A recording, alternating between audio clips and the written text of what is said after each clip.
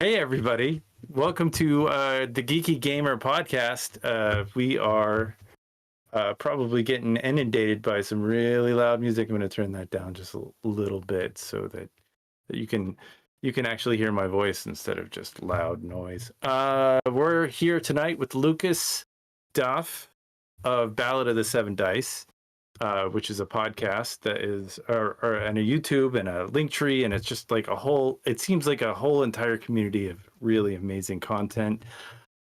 We're gonna talk to him in a second, but before that, I'd like to thank our Patreon members, Tim Roberts, Daniel Hulker, and Nostalgic for being a part of our Patreon, as well as Couchfire Media for art and media productions, and Trois Reblay Productions for the story and all kinds of other fun, exciting, wonderful things. Hello. That's it. That's all I got. Good afternoon. I'm here with Bill and Lucas. Oh, that's good. I'm checking the audio, baby. Checking the audio, you know what I'm saying? You mean it's not on my own? It's really hot. Yeah, is it hot? Because you got your heat on, dog. It's not hot in KY. It is. It's 60 degrees plus. It's because you have been in that room. Winter. Look at this. Short sleeves in wintertime. Sexy. Hey, Lucas, would you mind telling us who in the hell you are? Yeah, hi. I'm Lucas Duff. I am the producer, GM, content creator extraordinaire over at Ballad of the Seven Dice, and it is only -1, which I think is 30 Fahrenheit in the American lens. We have an assortment of different shows and campaigns that we've run. We focus a little bit more towards horror and some horror comedy and situations. And you can go on over to our YouTube where we have a ton of completed campaigns, D&D, Lancer, Mouse Ritter, Mothership, you name it. And also we have a lovely podcast where we have a completed D&D campaign, and we're working on a Pathfinder and Call of Cthulhu game that runs parallel. So I make many things. I've been making things for a good 5 years. I've been playing D&D since before everyone had cell phones. So a while. Nice. Well, I think that wraps it up. And all right, thanks for jumping on. And thanks for jumping on. Real quick, before we get too in deep, what is everybody drinking? Why you gotta tell me that? Why do you gotta ask these questions? You know the answer. We pre-asked. I just wanted to see if there's anything. I am drinking bourbon from Kentucky, the state where I live. I'm not going to tell you which one. I'm drinking water because I'm in California. It's good for your pores. We have a lovely Australian fortified wine with some Zevia to spice it up, as well as a spiced rum over here with the same Zevia treatment. And just to ensure we're healthy, we lie to ourselves and drink some vitamin water. Oh, yeah, dude. Dude, you need those electrolytes, you know what I'm saying? Yeah. Look, fortified wine. So we talking like... It's not vermouth, of course. Does it have any herbs and stuff in it? It's like or port. Is it just... Huh? It's like a port. So it is a port. Okay. So it's just a fortified wine. You know, ports are fine. I was digging on a Chianti because Hannibal Lecter. And also, it's like $8 for a deal.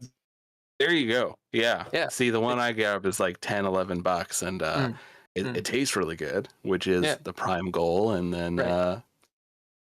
does the job. It gets you there. Yeah, the Chianti, I don't know if it tastes really good. It's table wine. So, you know, it's more like you're drinking wine. Okay, thanks. That's about it. Yeah. Anyway, my special lady friend and I drank all the wine, and we drank all the bourbon. Actually, I drank all the bourbon. Anyway, so we got that and coffee kicking. It's awesome. Lucas, you and I don't know each other at all. How did Ken get a hold of you? And tell us your own story. Actually, kind of an awesome story. I think Lucas broke, I think, normal protocol. And I reached out to him. I don't know normal protocol, but he said something, and it was like height of COVID on his podcast, and I was listening to it, and I was just blown away by like he had compassion and a real awareness of the world around him. Sounds Canadian, huh? Social awareness, what? Yeah, no, and I was drawn to it. So I connected. I couldn't tell you what it was about, because like at that time I was in politics, and I don't do politics anymore. No, I mean I do. Oh, we never talk about politics. Ever. Yeah, no, we do talk about politics, but I don't do it professionally weekly anymore. Because I prefer having a soul. But if I can work it subconsciously into this podcast, I will, but I won't. It's not the point. The point is that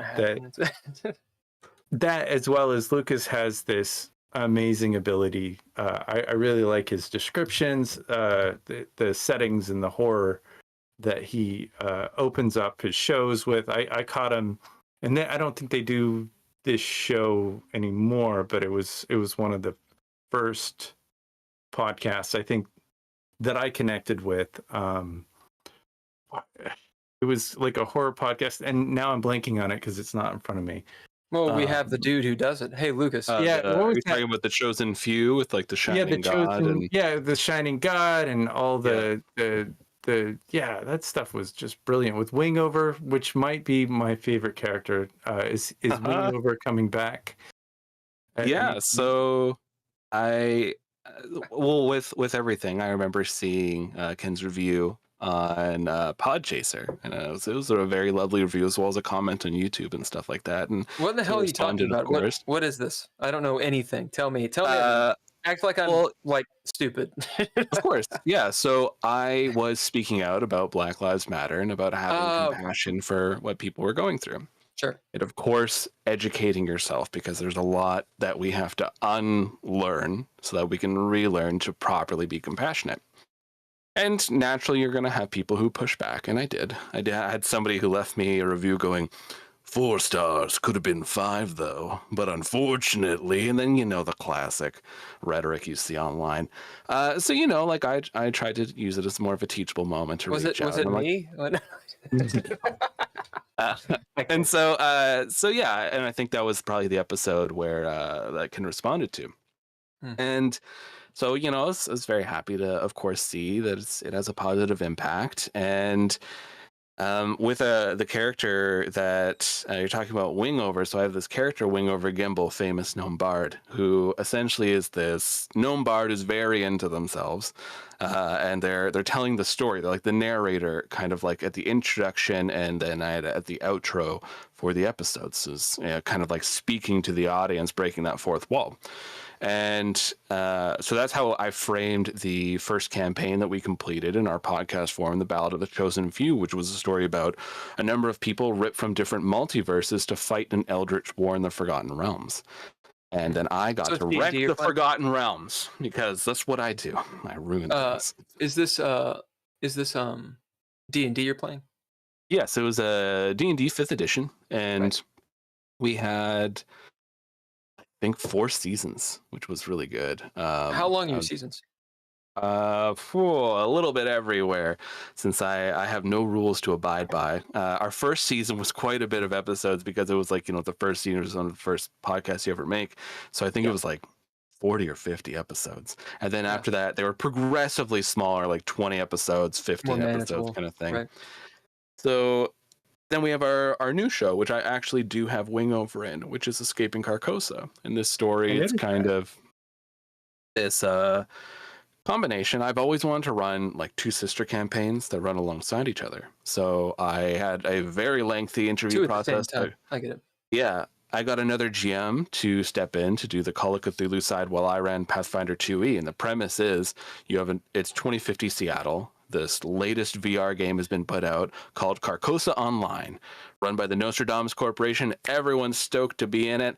They have a 12,000 player cap in like day one, so a bunch of people log on there, and then they can't log off. So then they have to fight in this death game where Haster basically appears in the sky, this eldritch god, saying, "You're in my domain now. If you want to get out, make it to floor 15 of this mega dungeon."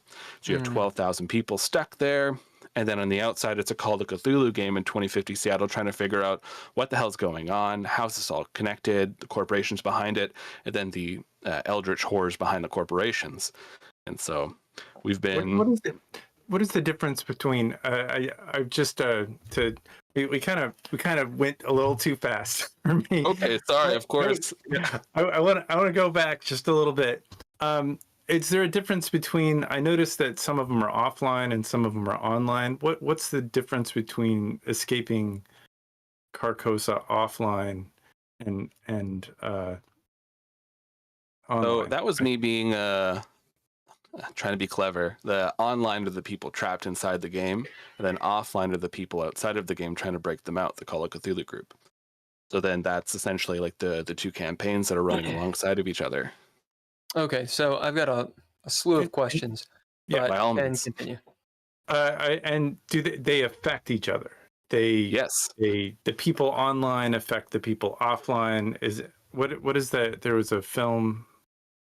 Ready Player One. Ready Player One. Okay, yeah. And you might have said that, but I got a lot of inspiration from Dot Hack. Actually, there was so they had these PS2 Dot Hack games that also included a DVD with like each part of this 4 set, and then the DVD would show people who were like on the outside of in like the real world dealing with like your characters in this video game that you're playing. So it's almost like this story was running alongside it. So I really love that. So how we have it is I meet with the other GM Michaela every month, and we kind of like compare notes, talk about the story, make sure it's like constantly intertwined, and we have a cult that is effectively both inside the game and outside. They're communicating, and we have a mail system that we'll be introducing right away in the story where the characters are actually able to send mail back and forth, revealing things they're learning. And each thing that they're learning inside and outside of the game are intertwining into the story, showing them more and more and more of like, is this really just a video game? Are we really stuck just in this, or is there something more? All right, I'm going to break this down. Is the line? No. We're way too deep. Go ahead. We got to pull back. Pull back. Okay.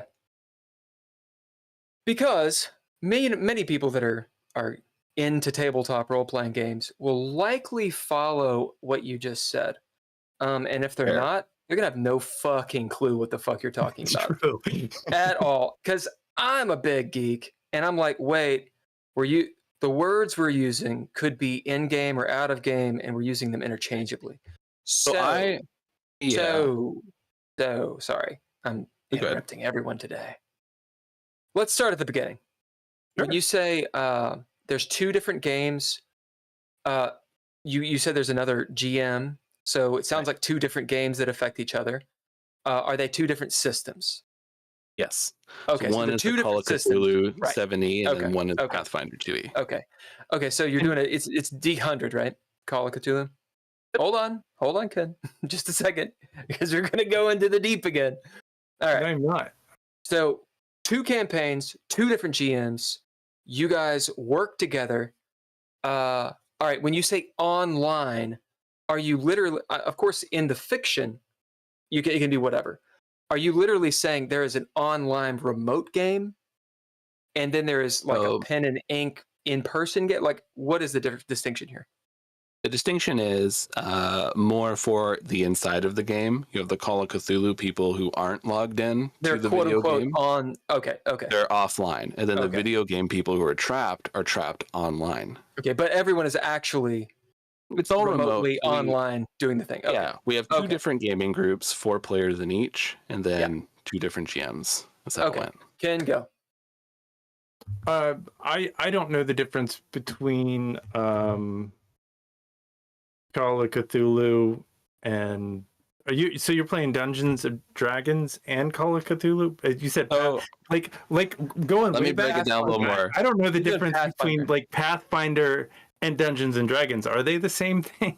They're Are they similar. different things? Yeah, Lucas, So- I'll let you explain all of it. Call of Cthulhu is usually it's set into more of like a 1940s, 1930s kind of setting, but we made it more futuristic. But essentially, it is everyday people investigating the eldritch and cosmic horrors that are in this fictional world. So it's people are pretty vulnerable, very squishy, bad things happen, your brain breaks the more you learn. That's kind of the premise of Call of Cthulhu. You're everyday people, you're looking into things that you shouldn't know, and the more you know, the more it breaks you.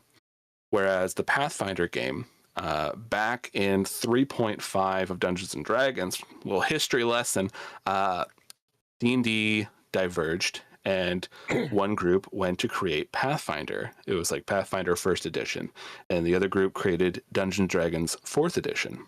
Because there was a lot of creative differences. 4th edition was not very well received.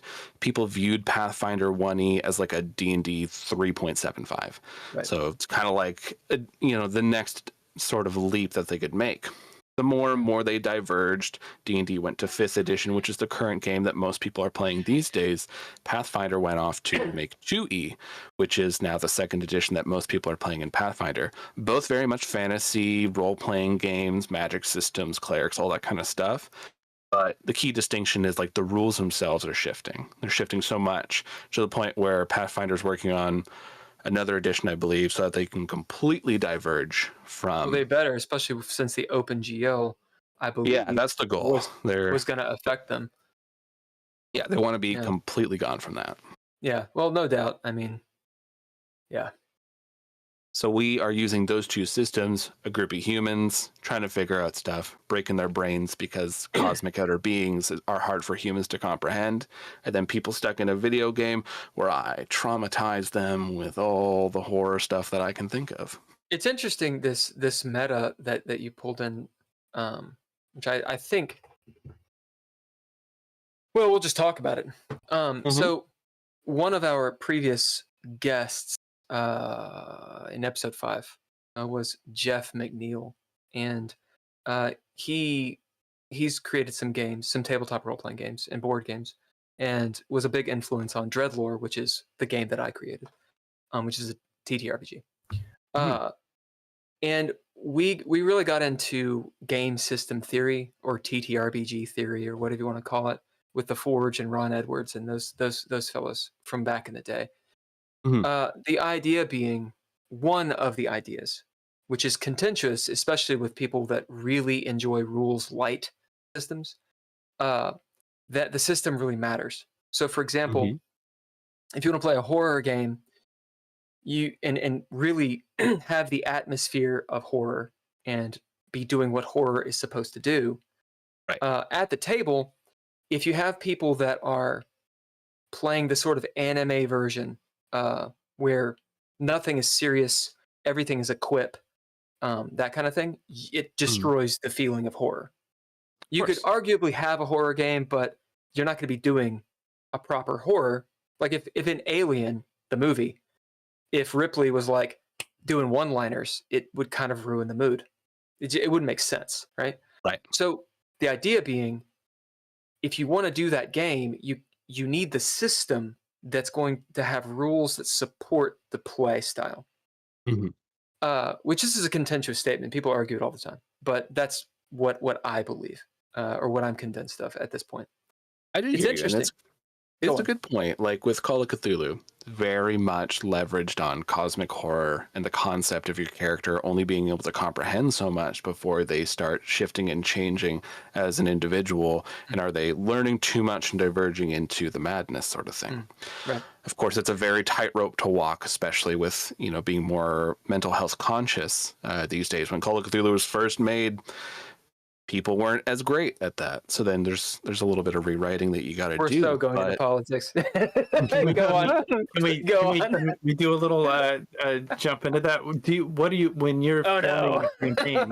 When you're forming a campaign, of course. You did this. You did this. when you're forming a campaign, do you have a list of stuff that you go over with your people to talk about, 100%. So what you can and can't, and why, and has that helped you, and have you run into problems? I am a very, very big advocate for safety tools because your game, ultimately, you should be having fun. We all can agree that horror is pain and sadness at its core. But when you're playing a game about horror, you are having fun.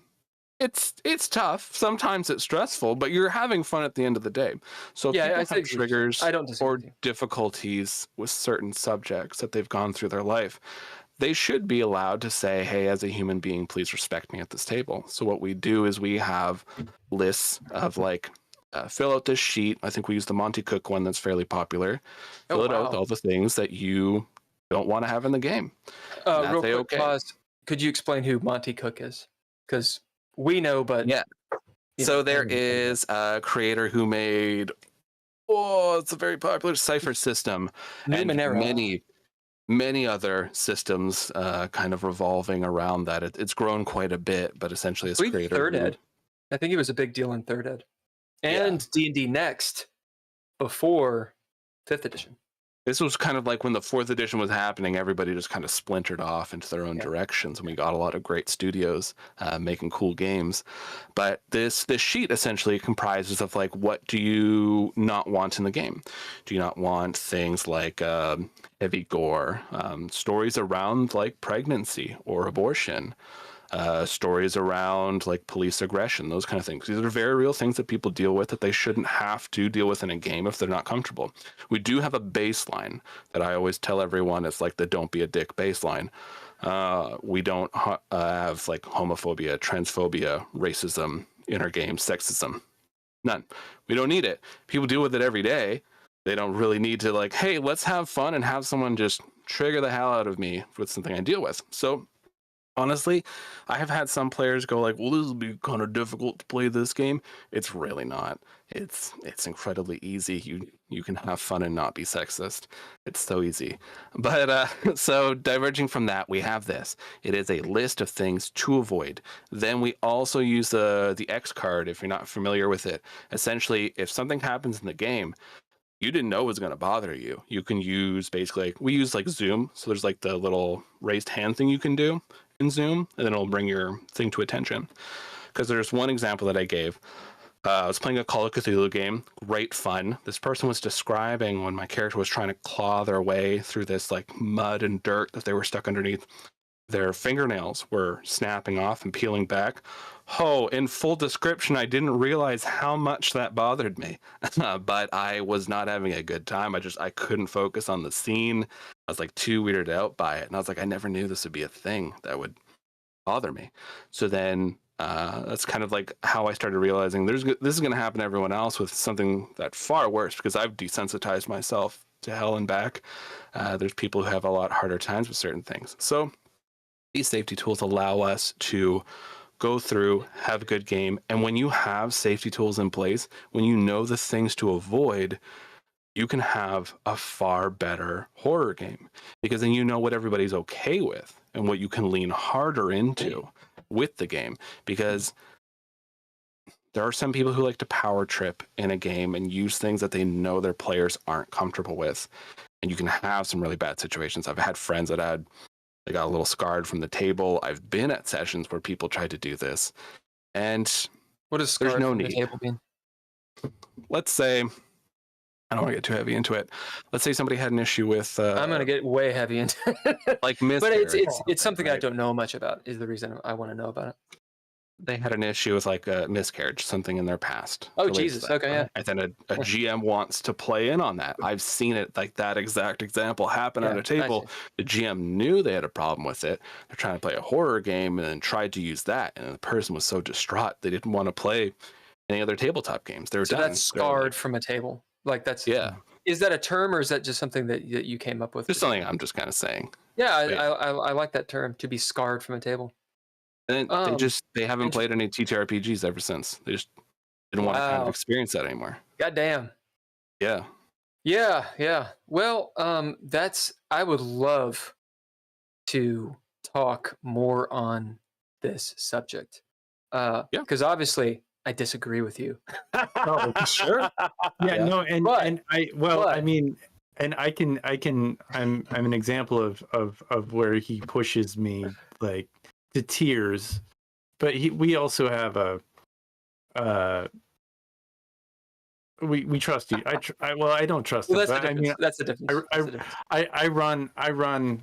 I trust everybody. I mean, we have. I think we had a moment where we brought up suicide, and he got my brain. Yeah, leaned like, into a it, little- baby. Leaned into it. Yeah, messed but- up. And go ahead. So I mean, he's not afraid to but I'm also kind of into that no ground. Like, I think we agreed on that. And I think there's if he a bit of a pisses me off, difference of you can Yeah. play with people that you know very well, but when you play with strangers, that trust isn't established. Big oh, difference. that's a great difference. point. When we do our shows, it's almost always strangers. Sure. Yeah. And you have to have that establishment where they can have safety in the game. Right. So of course I want to argue it and such and really dig into it, but I'm actually more interested in what else you do. We can circle back around to my bitch Sure. fest. Yeah.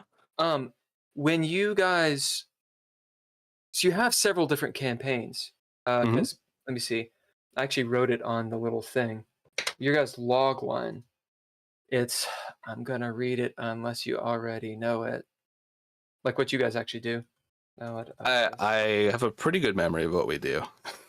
What is it that you guys actually do? We tell a lot of weird, horrible in certain ways, and wonderful stories, span across numerous systems in tabletop gaming. When we first stepped into it, I very much did the monorail pitch to a group of friends going, hey, I just listened to, was that at the time? Cthulhu and Friends, God's Fall, Dungeon Rats. And I'm like, we got to do this thing. This thing's called a Dungeons and Dragons podcast. Can you believe it? They're recording their voices. I could do that. That's easy. And then you teach yourself audio engineering like it's supposed to be just a fun halftime sort of thing.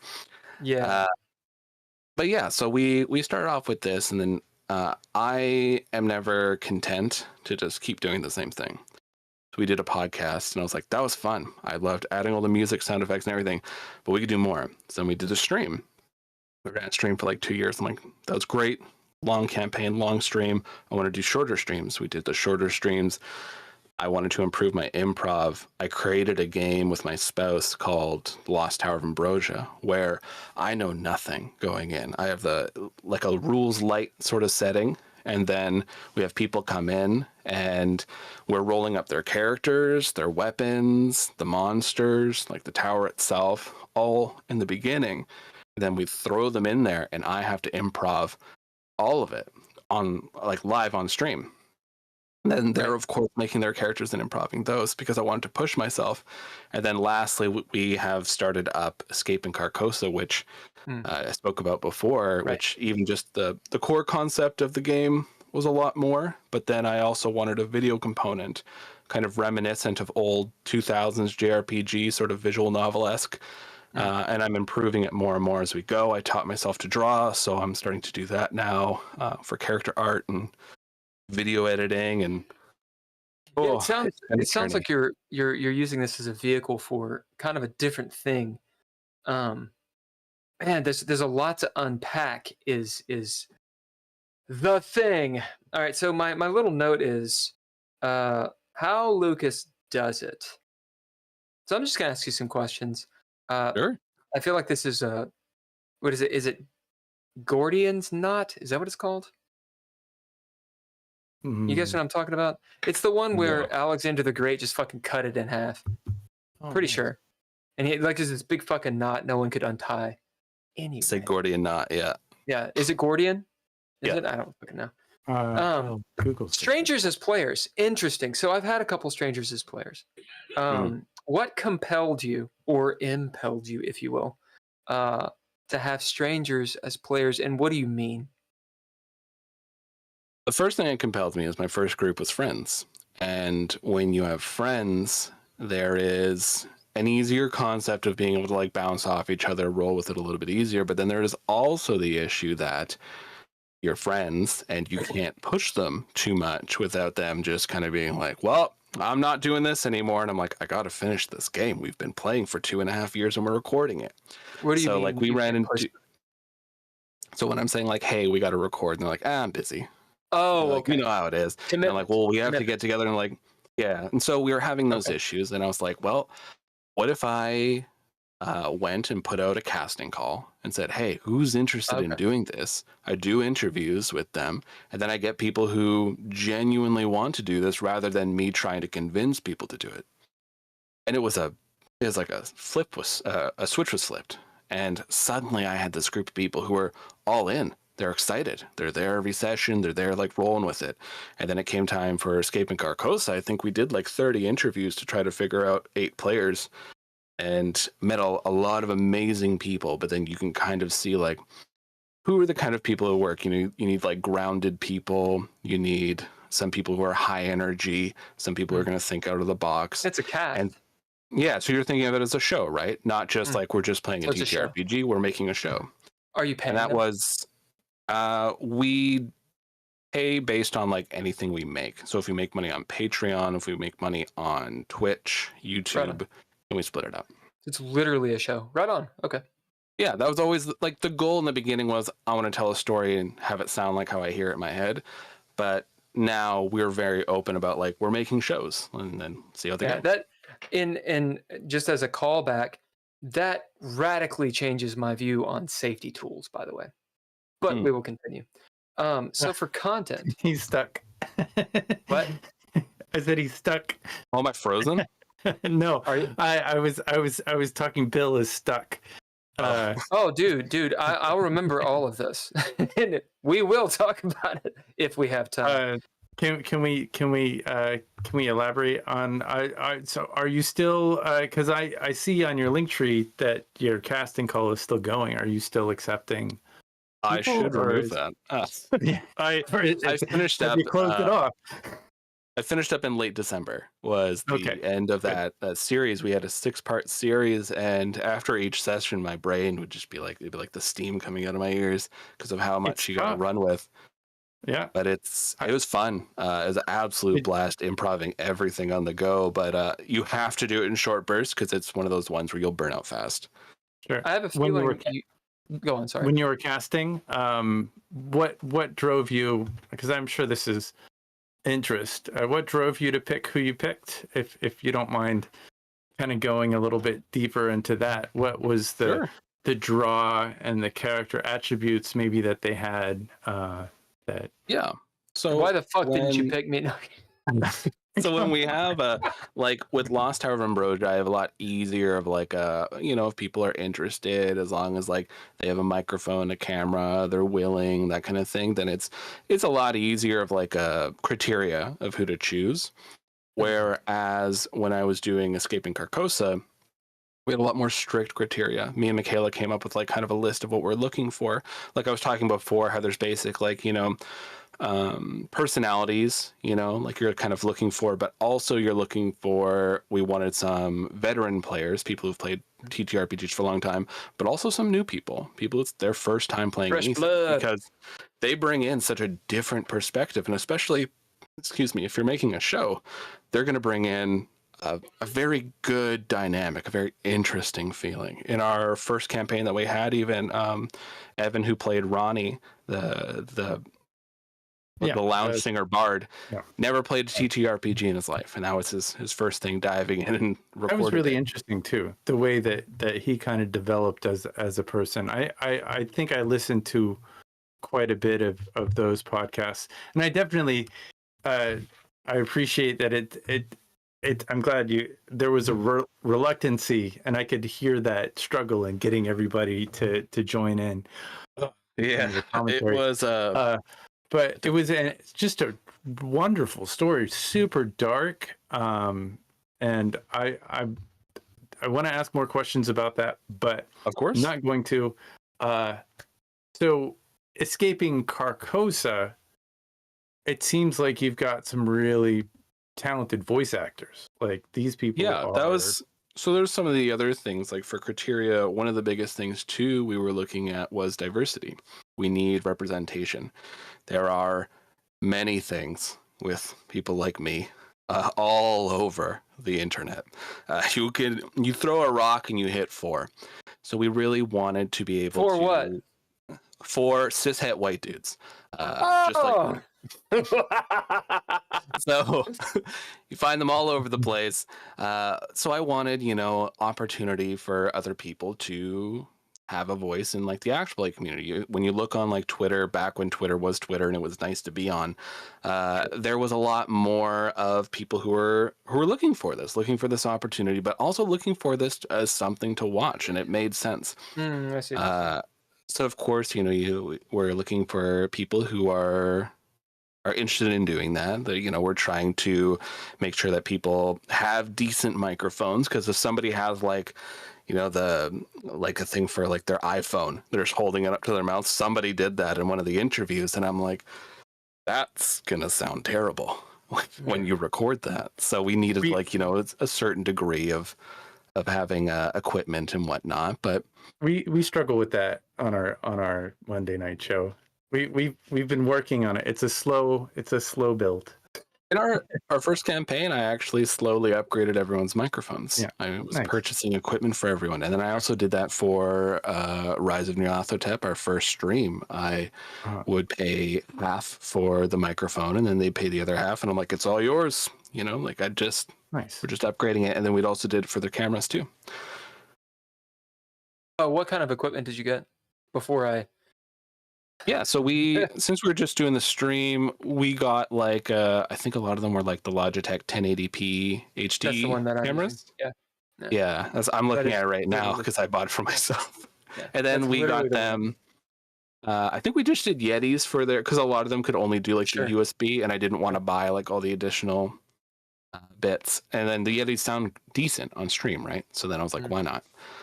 So yeah, we did that, and I mean, then everybody had equipment, and I think all of them, they all went off to do other projects and different streams and stuff like that, and you got the equipment to do it, so it's awesome. Where was the because really I know about, and I'm definitely quite impressed with the voice work that you do on Escaping Carcosa, but Thank you. When you first started, like with Ballad of the Seven Dice, and the Shining God, where was you did a whole entire episode basically of scene and setting building. Where was the inspiration for that? Oh, my lizard brain. So when I think up, like when I first did the first campaign, I wrote the whole campaign out, and then I basically had to throw it away because of everything everyone did, but it's because they told a better story than what I could ever write. And while we were doing this, I was thinking about like, well, how would the world be shifted and shaped for where they are? Like we have the Forgotten Realms. Not everybody knows about the Forgotten Realms or all these eldritch horrors and all these kind of creatures. So I was like, all right, let's describe this area. And then I started adding my own touches to it. Started adding in things like about the Shining God. Shining God was very much influenced through my dealings Vampire the with Masquerade. Christianity. So I had this whole cult on the outside. They're very friendly. They're very giving. They help people. Like all the socialisms, yeah. And then on the inside, inside it's a very dark, organization. They're twisting and shaping people into monsters. But at the end of the day, the whole point of it was to erase all the gods because they were tired of godly tyranny. And then once the Shining God was done, it would disappear. It was about having one true God, and the Shining God basically eats all the other gods, and then when it's done, it's just its whole ethos is to eat everything. Yeah, just disintegrates into the ether. Yeah, because anarchy is the way. It was just like it was a weapon. Basically. I love just like hearing you describe like when you were playing those characters, just there was an ease and a look. having grown up in the Bible Belt, you know, I really connected with that, like on a level of like, I don't know what it's like in Canada, but It's weird. It's All right, definitely. There's a Go lot on. of difficult conversations, and I know we don't want to get too political, so I'll keep it very low. dude, we're gonna. Oh no, we love getting. We're rolling around the volcano, and you guys are like, yeah, like running ahead of all of the arguments, like Mario and like Castlevania, like the ground beneath you is falling. Yeah, so I don't talk about it much. I'm Métis, which means that You're what? Métis, which means that I have indigenous blood as well as European. That's like my ancestry. And there's a big issue around Christianity here in Canada with the residential schools. My family, I have family that were completely scooped up. People were killed in these schools. Your culture was ripped away. It was a horrible, horrible event. There's not words for it. My view on Christianity was very jaded. And then when I was younger, I got into a lot of trouble because I was bored. School's too easy. We're in a small town. What's your next thing? Crime.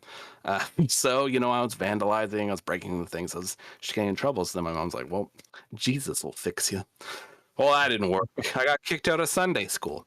Yeah. Wait, there's. Oh God, Jesus Christ. Okay. No. You fucking motherfucker. Fucking stop. All right. Hold. All right, do it. I wanted to say hello to the chat. There's a person called JM, I think, that jumped on. Oh, I think that's Jess. What's up, JM? Hello. Gave a bunch of smiley faces, but hasn't responded to my question. Fun. We're on Facebook and we're on YouTube. So yeah, I'm looking at the Facebook, which nobody. Welcome. Oh, dude. Right. Okay. So we gotta pull back a little bit. We gotta retrace some of these steps and ask some questions of how to spell things. Otherwise, we're just saying things like facts, and Ken's just gonna whip it up like a fork in spaghetti. I don't know why that's in my head, but that is. Okay. I do struggle with because I am white and I'm cis. Oh my God. He gives me a hard time. Oh my God. Hold on, you son of a bitch. Hold on. No, I get it. Go ahead, do your thing. Yeah, shut the fuck up. Okay. God. Back to Strangers as Players, Auditions, and the Project. Of course. Fuck. Wow. So I want to find out how you do your thing before we get into this ball of wax. It's a good thing I'm not drinking. These strangers you're meeting, and you're vetting for your game. You're vetting for your project, for your show. Yeah. Do you start off with, hey, it's going to run this long? Yep. So we talk about, there's a few things that we hit up first, but like the thing is we tell them how long the game's going to be, though we do say it's a TTRPG. Time is a lie. We aim for a certain time. Right now with the Escaping Carcosa, I think projected we're going to be going like 6 months over. The goal was a little over a year. It's looking like it's going to take a little over a year and a half. But all in all, like we have it fairly contained. We also inform the players, like, you know, when we're getting near sort of like that mark, like, hey, this will go longer. Who is still okay to continue on? It's totally okay if you're not. What if they X card you? The X card? What if they, as in, I'm just being a dick, but what if they're like, nope, I'm out? That's totally fine. They're good to go. So we would have a sort of that into the. Yeah. So we would ask them to just do like a sort of session or two about like wrapping up their character and like maybe if they're going off somewhere to look into something, or if they want the character to die, we could do that too. But you like, let them, you let them bow out kind of. Right. And we actually have it open. We do have like a contract for the game because when money is involved, always have legal. So how do you do this? So what we did is we had like a lawyer kind of create like a baseline contract, very simple stuff. And it goes over like we have like the legal rights for like the story itself, the recorded audio. If there's video involved, which there isn't for Escaping Carcosa, but if there was video involved, it, you know, be that too. And we have everyone like sign it and be okay with it, as well as it talks down like the breakdown of like money for all that stuff. We do have it on the contract that we're all human. If you have to bow out, if there's any reason, you don't even need a reason. If you're just like, I'm bored and you want to leave, that's 100% okay. If possible, just like help us kind of wrap up your character. If it's not possible, because sometimes emergencies happen, sometimes life happens, it's also just Life, okay. right? Leave, you know, because at the end of the, like, we're making a must show. go on, dude. Show must go Yeah, on. we're having fun, but yeah. So how do you go ahead. kick people out? Not that you've had to do that, but Not how do you? that- But we've been close with certain situations. We will mediate it as much as we can. We'll talk to people, try to sort things out, hear from everyone. But we do have hard baselines where if somebody just isn't being okay, we also have that in the contract covering, you know, if there's like harassment, bullying, sexism, anything like that, discrimination towards someone, then we have the ability to tell someone that they're done. They have to leave. And Yeah, right. I've been doing this long enough that it would kind of be a little anxiety driven, but it would be all right. You just tell somebody calmly that I'd like probably have a video chat with them, that classic layoff. And then we would just kind of, I'd talk to them and be like, sorry, you know, we tried to work with you. We tried to find like a solution, but we're going to have to ask you to leave. I've been looking at your TPS reports and I've been in the corporate world for a long time. It does kind of hey. sound corporate. Yeah. That's you but have to, I don't know. kind of. You know. Also, has it happened? It thankfully hasn't, but It I hasn't have happened. spoken So to others who it has happened. Right. I see. And there's like a lot of creators will often chat with one another. Sure. But when you're making a show, because there's a difference of playing a game Yeah. and making a show. A lot of Absolutely. people will take into a comparison of like, oh, we're playing Critical Role. You know, like they'll go into that. There's just friends at the table. Right. They're not. But they have a They're show making too. a show.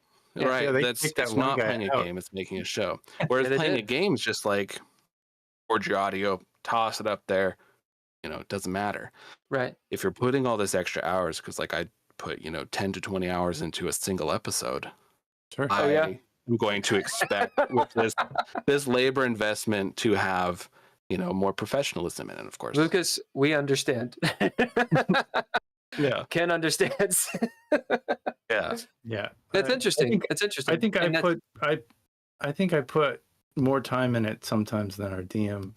Even though like that being our GM, I mean our arbiter, I'm just digging a hole for myself right now. It's a lie in some ways because I know that he's been working on this stuff for years and he's like sincerely a good arbiter. So like I wouldn't really know how much time he takes in creating the content. And I've tried to arbit myself. An arbiter is what you call the person who GMs or DMs in DreadLore.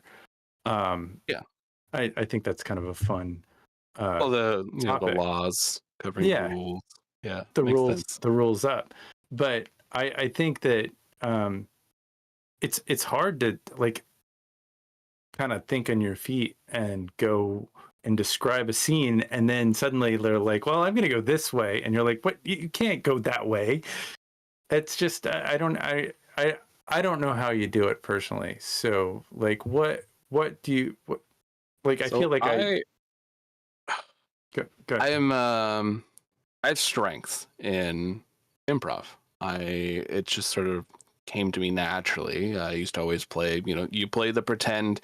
When I was a kid, I'd have all my toys set up and I'd create a city with rules and history and lore on all the characters. They all had their own backstories and then going through it and playing with that. That's what I thought was fun. Whereas I just found all my other friends were doing something very different. And I've always been interested in how something can change on a whim. Our lives can change, our health can change, the world, our country, everything can change on a whim. And so it's like you got to think on your feet. You got to think fast. Now, of course, there is stuff that happened in my life that have probably attributed more to making me think quick on my feet. You know, fun, familial, and growing up trauma, that kind of stuff, as we're uncovering, as all of us are going to therapy, or we should. And so I have just always been very quick on my feet with thinking up things, with jumping into a character, with thinking up a story, with thinking up a background. And so when a character or a person or like somebody's just like, you know what? We're not going to go to the castle. We're going to go to the town right over there. We're going to go beat the hell out of the local hedge mage because that guy owes us 20 gold. I'm able to just kind of, no problem, let's hop over there. That was actually one of the reasons that I wanted to do the Lost Tower series, was to improve that skill, and it helped a lot. Right, the improv game. And do you keep track of ramifications if they don't go and like stop that one entity from doing whatever it is they do? Like they've gone a moniker of Lucas Consequences Duff during one of our stream games, and so I am very much on like, oh, you didn't do this, that's okay, it will come back, but that's fine. You know, you go over that way. Or like if they don't deal with the big bad for a long time, the big bad's gonna go do all their plans. Then they're going to like annihilate a city or raise an army because you're like, not today, we're gonna go on vacation. I'm like, well, they're not on vacation, so they're gonna keep doing it. And so I'm very much for the world will keep moving without you. It's up to you if you want to move with it. So it's pretty sandboxy. How do you keep track of that? Like, is it like based on episode per episode? Like they've got 20 episodes or 5 episodes to get to a certain point? To a degree, it's a little bit vibes, a little bit my notes. I have OneNotes, Google Docs, paper notes, all that kind of stuff strewn about in a beautiful mind kind of way. But I also just kind of have a rough roadmap usually set up, like almost like storyboarding. You have like a storyboard that you've kind of thought of, that you're constantly shifting and adjusting the pieces based on what they choose to do. And then I will make decisions on like, all right, well, they've been doing this for 5 hours or 2 days or something. Then I'm going to have this bad guy go over there. These people do this. And basically every time we end a session, I'm shifting the pieces around. The chat, Dead Toothbrush, whose picture I can now see is hilarious, says, how do you approach a not ideal dice roll and a great story beat? That's interesting. So there's like a really amazing thing that they could do in the story, but they roll for trash and it's kind of lost. I'll typically make like a bit of a hard move. Let's say I see something that I'm like, I really like this idea what this character is going through, but they rolled terribly and they couldn't see it. It's possible that I can sort of God hand and have like an NPC bring it up later in like a different part of the story. I could simply have it slip away. More than often, I will kind of make almost like a penalty to figuring out something or having something happen. Let's say I really wanted them to go into a room. There was a particular sword there that they needed, and they see the door and they try to open up the lock. They couldn't figure it out. They couldn't crack that lock. So then I was thinking, well, that's fine. They couldn't open up the lock, and I need them to get through that door for a particular story point. What if that door is a mimic? And then I can just have the door try to eat them, and then they can kill the door to make it through.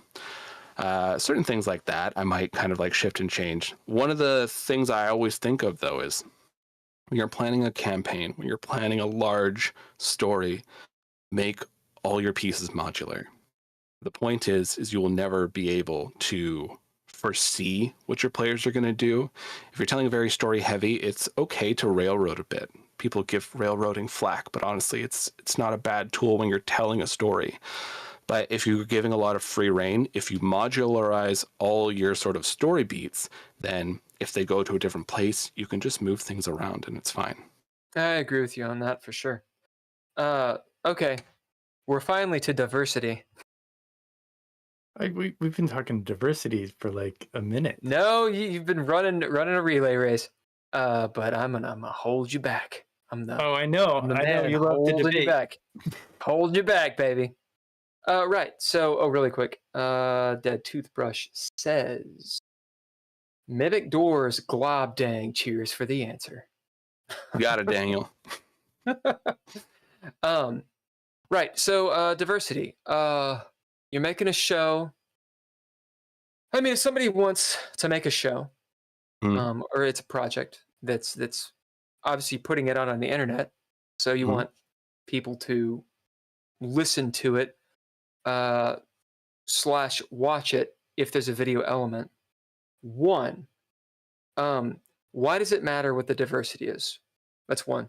Two, how are people really going to know if it's just audio? Because while you can usually tell from a person's voice, maybe quote unquote what they are, you can't tell what they identify as.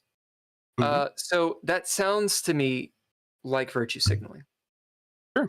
Now, this is not saying, it's not an accusation, it's just what it sounds like. So one, why do you want the diversity? Two, why does it matter, especially considering if it's just audio? And then three, have you had any backlash, advantages, disadvantages dealing with that? Go. Sure. So why diversity? Yep. Diversity should not be something that we seek for benefit. Diversity should be something that should be a standard. You want representation in story because story is what propels the human race forward. When we hear stories, we hear motivation, we hear ideas. And when we just hear a certain viewpoint's ideas, we limit everyone. And when we see diversity in there, when we see ourselves in a story, it's uplifting. It's healthy. It's good for people. So that is the importance of diversity. And that should be on the forefront of a lot of people's minds. If you're looking to you're looking to have these shows and put them out there. I've had a lot of people message me talking about diversity and how important it is. One of the things we do in the beginning, we always introduce ourselves with our pronouns. Sometimes in the beginning, we'll have like little people will kind of go into a little bit about who they are when we're jumping in. With Escape from Carcosa in particular, we didn't necessarily talk a whole lot about people's backgrounds. We just said, hey, for instance, I'm Lucas, your GM. My pronouns are he, him. And then we'll go in. Some people are they, them, she, her, so on and so forth. Can people tell? Can people see? Maybe, maybe not. And that's fine. But I think the people who can tell, it's important to them. And so you can kind of go into this. And often the players will talk about their own diverse backgrounds. Yeah, sure. We have Tenzin, who often speaks about, being Tibetan, or Marquise, who talks about being LGBTQ and then as well as Black, dealing with things. And so they'll talk about their backgrounds in there. But no, we don't necessarily have the video component. But the point of it is representation is important, and it's important to also give other people, a voice as well as a voice of a position of power kind of thing. Do you mind if I addendum that really quick? Sure. Not to argue, just to kind of dig into it. Yeah.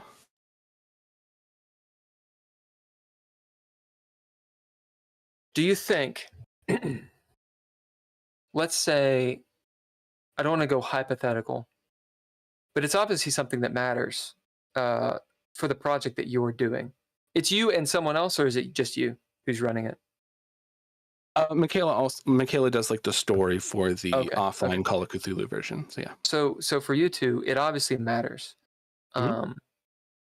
Giving people that are not white, heterosexual, and cisgendered, and men a position on your project, right? Which is great and fine, and for whatever reasons. Do you think though, and for people that are listening, whether they care or not, if they do care, it's awesome, you've achieved the goal, right? If they don't care, then it doesn't matter, right? Do you think that this medium, podcasting, tabletop role-playing games, that kind of stuff, is there resistance to having diversity? Oh God, yes.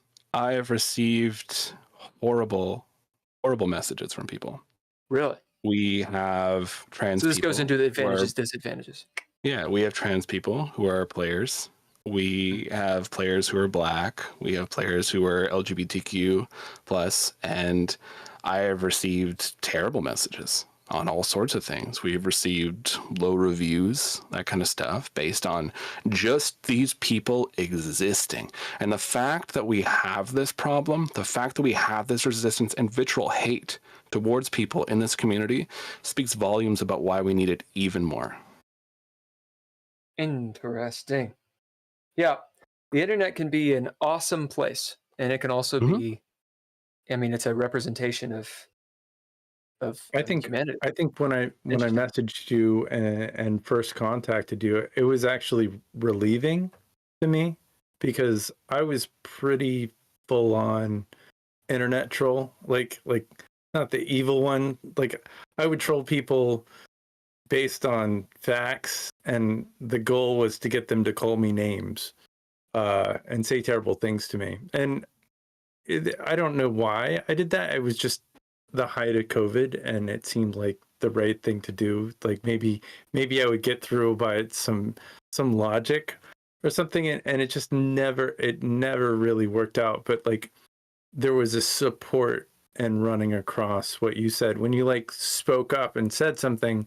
It was like stuff like, I think Portland, there were huge marches in Seattle. There were huge marches in Louisville here, and with Breonna Taylor, and I was really close to that. You did this. Did a lot of. You did a lot of. And you brought us here.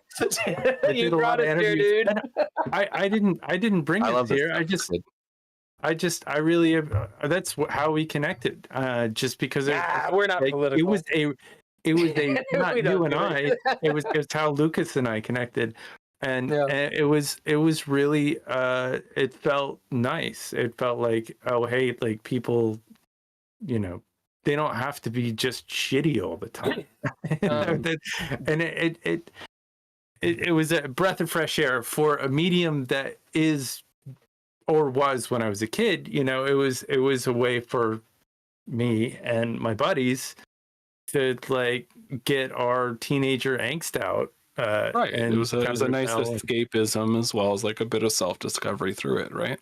But it was I think it was held and like it was pretty much cis white. I mean, if you look at and they're certainly more diverse than they were, but if you look at Critical Role, it's pretty much cis white. I mean, they play characters that are you know, LGBTQ, but you know, and what do you think about that? What do you think about playing somebody who isn't necessarily? Wait, hold, pen. Okay, hold it. Got to pen it. I was pen it. I know, just a pen. Dead Toothbrush says, I agree with Lucas. I think it matters in all stories. I think they're talking about diversity. And then I think that's true in most things. Sadly, people are troglodytes, but good on you and everyone who works to make things more diverse. Continue.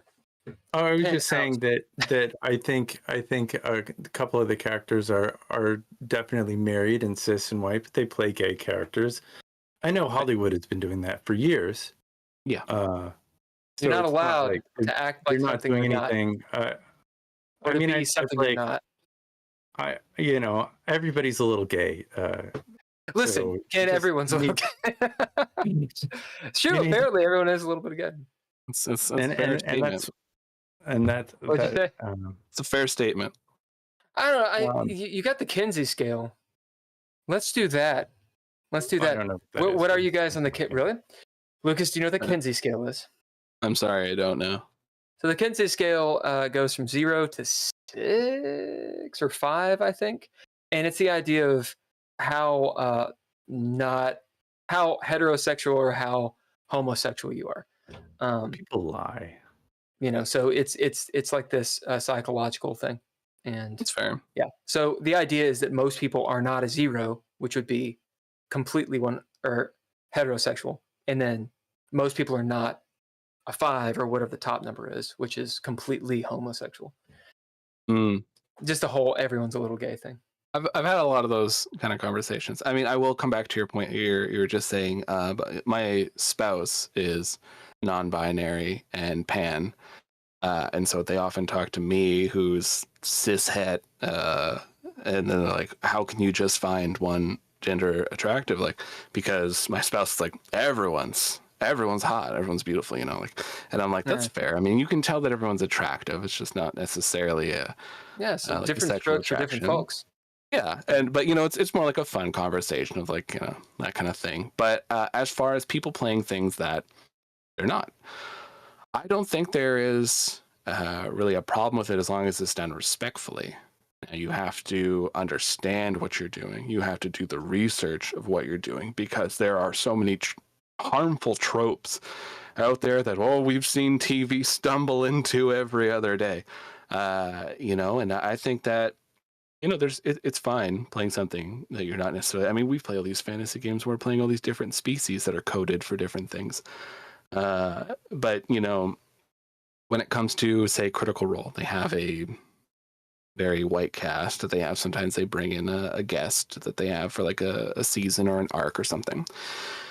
At the end of the day, it's a show that they're making. They really lean in that parasocial, but they, you know, they frame it as, I'm sorry, parasocial relationship of like, for instance, when you listen to somebody for a long time, let's say you're listening to somebody on the radio all the time, and you almost feel like you have a friendship with this person, but you've never met them. Okay. That's a parasocial relationship. So when you have these people going like, we love you, you are our fans and our family, it creates a parasocial relationship. It's very popular in K-pop. Hey, by the way, we love you. We love you guys in the chat. We love you. Right. So they do lean on that, and they use it kind of as a bit of a shield, I feel. I see. They have a brand, right? They've created a brand that it is these people. This is Critical Role. You can't have Critical Role if half of them are missing. Then it's a spin-off thing. Critical Role are these humans that they've put into this mix. And I feel like that's almost, in a way, it's a strong thing to use for like marketing, but it's also limiting in a way of like, you've kind of boxed yourself into like, this is like, the people are your brand. Well, they're the first. I mean, I like it. They're the flagship for what this. Yeah, I mean, they led the charge.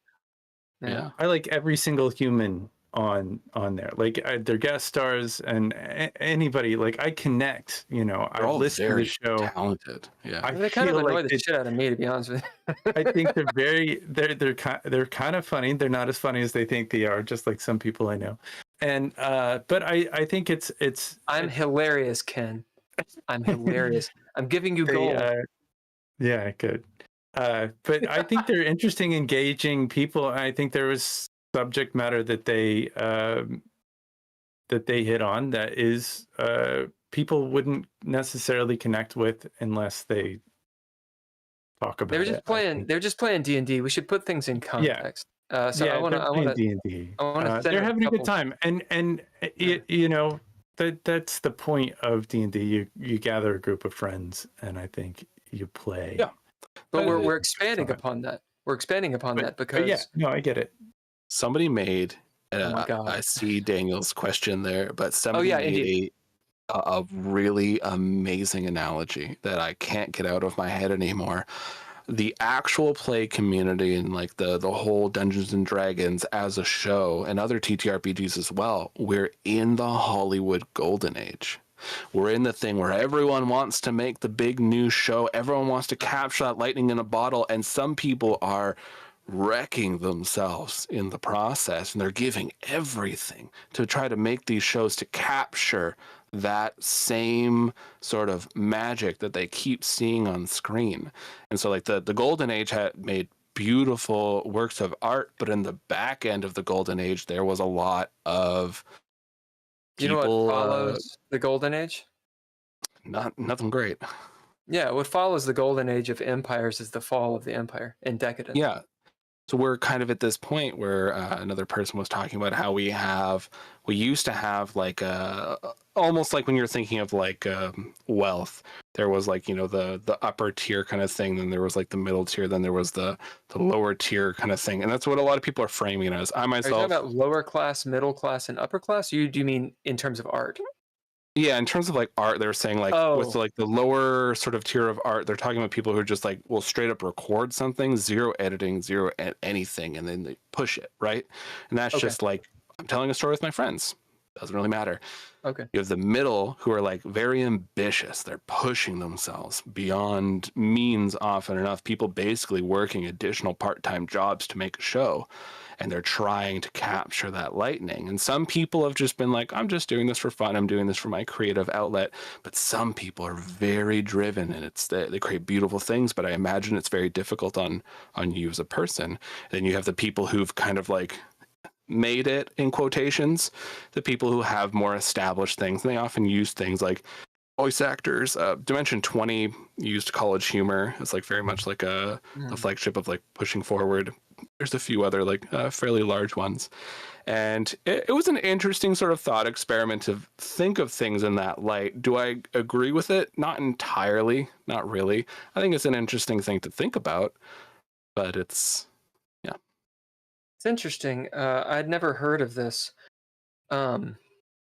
This lower, middle, high tier. Like I understand what you're saying, but it's a sort of thought experiment I'd never heard of. Where did you learn about it, or is it something that you've derived yourself? Yeah, there is a university professor. I cannot remember her name for the life of me, but she That's interesting. actually teaches classes based around actual plays. It's gotten to that point, right? That the world is starting to recognize this as something. But when the world recognizes it and you start moving into the area of like film, kind of, like TV shows, that kind of stuff, then you're going to start getting different expectations as well as classifications. Whereas it's just like, we're just having fun, right? We're just making these things and putting them out there. Ken has a very long and robust background in film and these kinds of projects. What do you think about that? Well, I mean, I pitched an RPG game in 2010, and it was no. It was like the answer was like, "Are you kidding?" I had a studio role. Yeah, pre-critical role. Like we had a whole. We did, I think, 3 shows a day, and I was willing to go in and on a Saturday and like have run a 3-camera stream show in 2010. A bunch of TPS reports. And it was just not. They didn't see it. And I think we would have like in that scenario. And I was working with Young Turks at that time, and I was definitely at the forefront of streaming. But there's the, are you too early? And that probably would have been too early. It wouldn't have been with the right people, and who knows? That's neither here nor there. You're too early. But I do want to respond to the golden age. Like, I don't think we're there yet. AI is just starting to kick in, and I don't know what your thoughts on AI are, but I think that we are more connected than ever, and so more people have access to it. And I think that people will shine through, people who put effort into this, and people will gravitate to it if they see and they're compelled to the content that is created. That is what I'm driven to, and it's fun. So if you have fun doing it, like, of course. Yeah. I mean, I feel like that's kind of the I always tell people, if you're not enjoying what you're doing, then you're going to stop doing it very, very soon, because the labor is a lot. It's very intensive. You're not, if you're sitting there going, oh, time to do 20 hours of my free time into this project I hate, it's not going to happen. The person who spoke about this, the professor, was Dr. Emily Friedman. That sounds really familiar. Yeah, that is very popular on like Twitter and like other social medias and stuff like that. But you probably saw the comment on there. Also, I know Lucas does a lot of horror. Is there any other genre on the horizon for you, Lucas? Whenever you want to answer that question. I desperately want to do a regular happy fantasy story. I just don't know how to get my brain there. I know a really good system.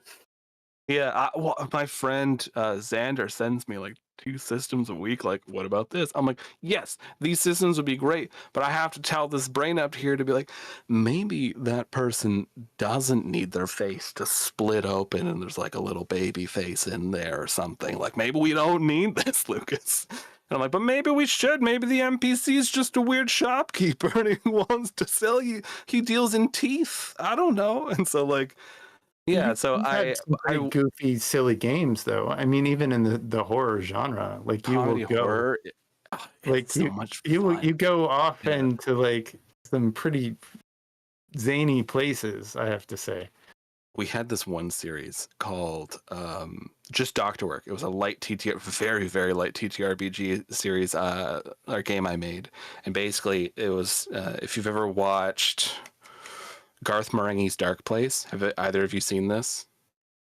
It is, it's a 6-episode series. It's up on YouTube, but it was like this British series where they're like, what if it was a super overdramatic procedural hospital drama on a very low budget, and it was supernatural, and it was a documentary on the viewpoint of this show that they wanted to pitch but never got pitched, and like the main person is like supposed to be like Stephen King, but they're absolute trash and at writing anything, and it's very funny, right? It's a sexy doctor solving supernatural issues and everything exploding and just weird dialogue. And so I made a game around this where everyone's playing sexy doctors dealing with supernatural. I couldn't stop laughing the whole game. The editing it was a nightmare, and even editing it, I was laughing. I was in tears. It was probably like the first time I made like truly a comedy series. And Ocean Spray did not respond to my many comments over Twitter. Trying to get them to sponsor. To go back just a hair, the Garth Marenghi's Dark Place. I pulled it up and having seen it, it's the guys from like these what we do very in the popular shadows, British comedians and whatnot. Yeah. Very popular. So yeah, no, I've seen this. It was a tough watch, but it was definitely very silly show. You have to lean into like the corniness, right? Yeah, it's a wonderful place to live in. I think this one guy, like they've all these people have gone on to like be very successful. Yeah, we see Matt Berry and hear Matt Berry everywhere, which is nice. Yeah. What would you consider? Actually, I have 2 questions for you. One, is your guys' content all edited, or is it live streamed, or half and half, or what? Yeah, so Escaping Carcosa and like our podcast stuff is all edited. As far as our live stream games, like our Lancer and Mothership and all that, Rise in Your Othotep, those are all just live stream on the go. For Rise in Your Othotep, I actually had Sirenscape open, and I would shift and change the music based on the scene we were in live. Yeah. Sirenscape. That was a trick. that was tricky. Yeah. Would you consider your project? It was live to tape. You would click to go live on OBS and it streamed right to Twitter. Yeah. Not Twitter, Twitch. Sorry. Which would you consider it the lower, middle, or high kind of content? I think we're kind of like, as far as like your streaming stuff we put out there, we worked fairly hard on like the overlay, having music there, and like a bit of the production of it. So I'd say we're like kind of like in the middle-ish bracket, probably a bit on the lower end if we had to put it anywhere.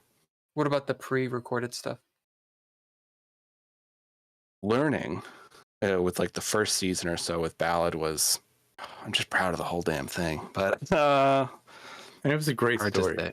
I think that it all probably everything I do would probably fit somewhere in the middle, just because I am a stickler for editing. I will cut out a lot of parts that I don't think are needed. Like when we start talking about a local convenience store in our city of Winnipeg, nobody wants to hear that. So, I'll cut it out. Or flipping through a book for 10 minutes going like, I swear the spell's in here. Yeah. Stuff like that has been removed. But that is authentic. We don't cut that out on our shows, and Mm-hmm. I think there's a human element to it, and it is good. There's an authentic nature. We try to fill the time with. We'll have things that we kind of say. Somebody will spark up and like take over the conversation, or at least that's the goal. Whether or not they do. Yeah, with our stream it's games, relevant. we left everything in, right? Like all like the kind of goofing off and silliness of it. Whereas like the podcast sort of version-esque, I will be like with our first campaign, The Chosen Few, I was very, very strict on cutting in. I was like a slasher movie. Oh, absolutely. Just like cutting up so many parts. I'm With getting a Escape from horror Carcosa, I'm a lot more okay with like conversation happening in it. As long as it's conversation that either like the joke sort of pertains more to like what's going on, that sort of thing.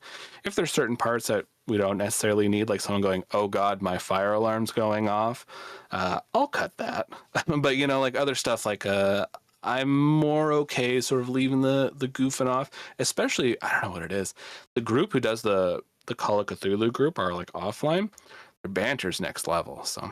Yeah, it is. It really they do a really good job back and forth. The conversation they gel so smooth. I can't imagine what you would cut out with what they're doing.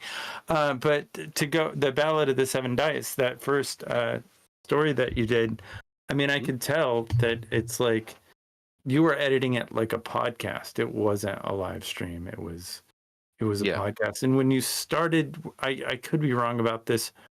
Was it always live? Like, did you always converse over the internet, or was it like in person at any point? Yeah, we had one of our players. He lived in a small town close to Winnipeg, and it was such a pain in the ass, and gas is expensive. So I'm like, we could just do this over Discord. It'd be fine.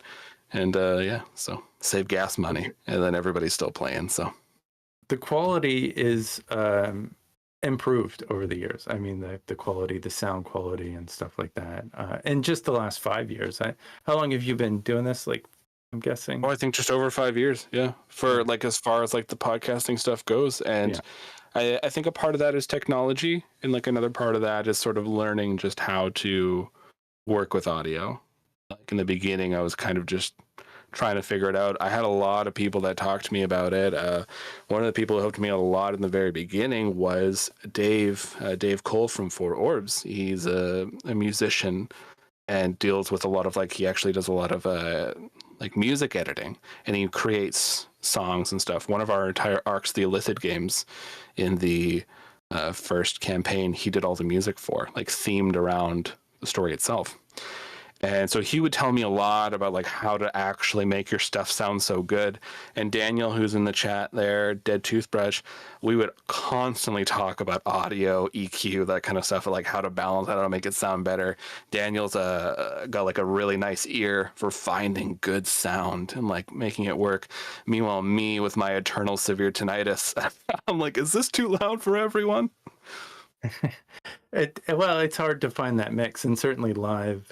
I worry about that because I'm not listening to the audio. I don't think any audio is going out, but I have a visual cue on some just kind of level. But sometimes even it seems like when it's like the most touching moment, that's when like the audio music can go haywire, and it'll be just incredibly high, and so you've ruined all your like audio. But it's a delicate balance. Yeah, it's easy to go too much. It's really easy to go too much. But you said, or I would like to ask you, like, where do you get your soundtracks from? Where's your audio? So I do a lot of like Foley work because I found it's really fun.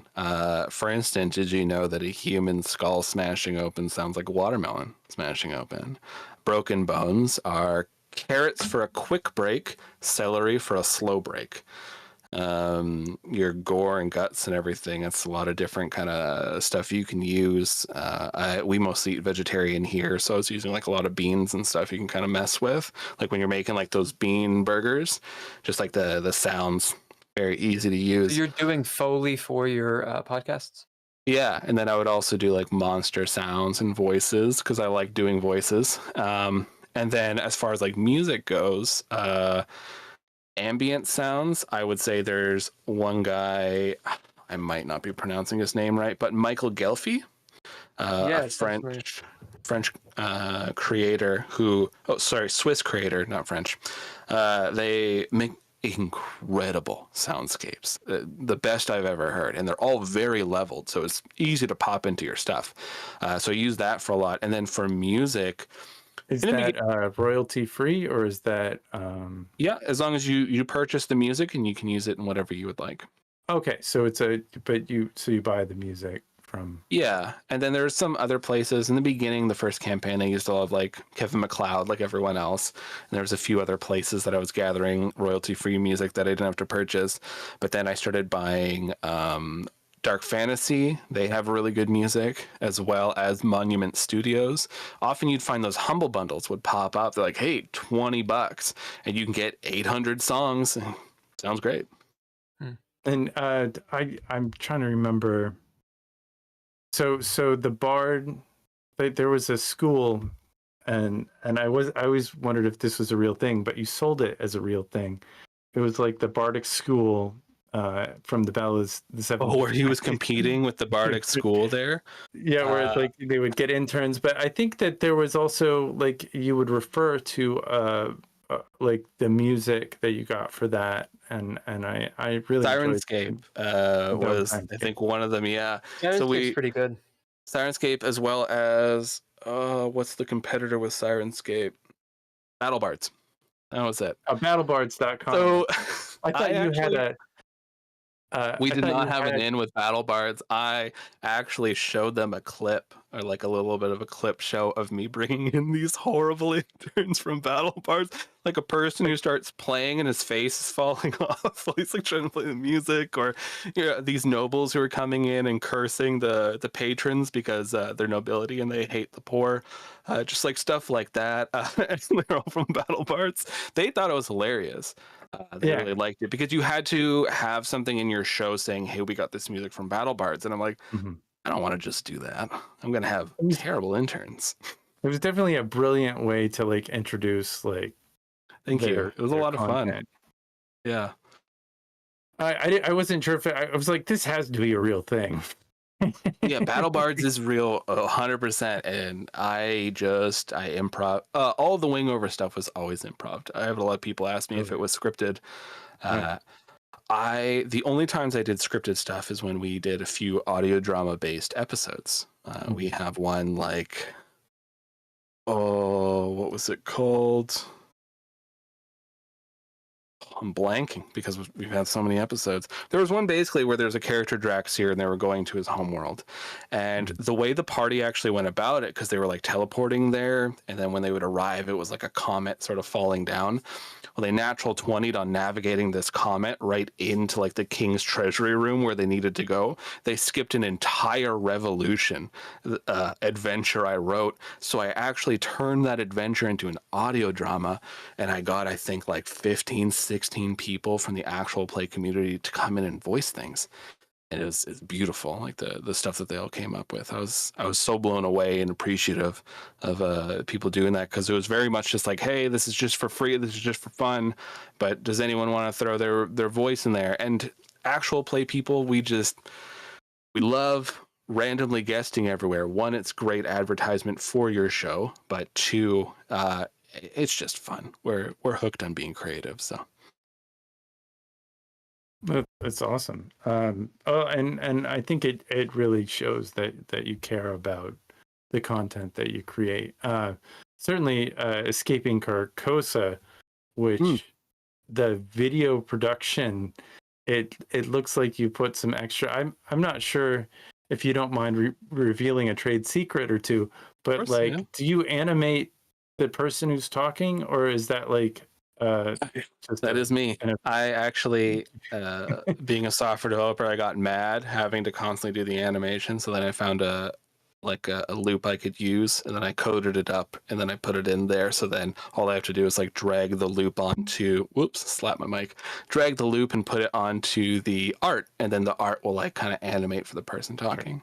One thing we're actually but working on is you're having creating the effects. It's not like Yeah. 'cause all I, the you it's a lot know, of work. it seems like just really a lot of work. And I definitely appreciate it because that we do we try in our podcast to change the backgrounds and really be immersive as possible.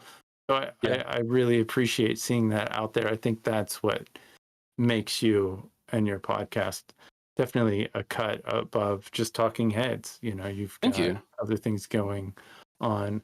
I think with some of it, it seems like you've used, is it, I'm not familiar with it, Roll20? I could be wrong with that, where like you have a graphic or something in the background. Like if you're in a dungeon Yeah, crawl. with our stream games, we would use Roll20 Yeah. because we were actually sponsored for quite a while by them. Oh, They nice. let us get away with a lot. So we, fought God and all that stuff. It was very fun. But yeah, it was awesome. They were sending us a bunch of like stuff for giveaways and all that. But we'd use Roll20 for the battle maps, and then for now Escaping Garcosa, I've been trying to find different ways to show the battle. I've actually set it up now where it's like you remember like Final Fantasy 3 and 4, you'd have like characters on either side, but a little staggered, and then they just like move to attack each other. So that's how I have kind of the battle scene set up at the moment.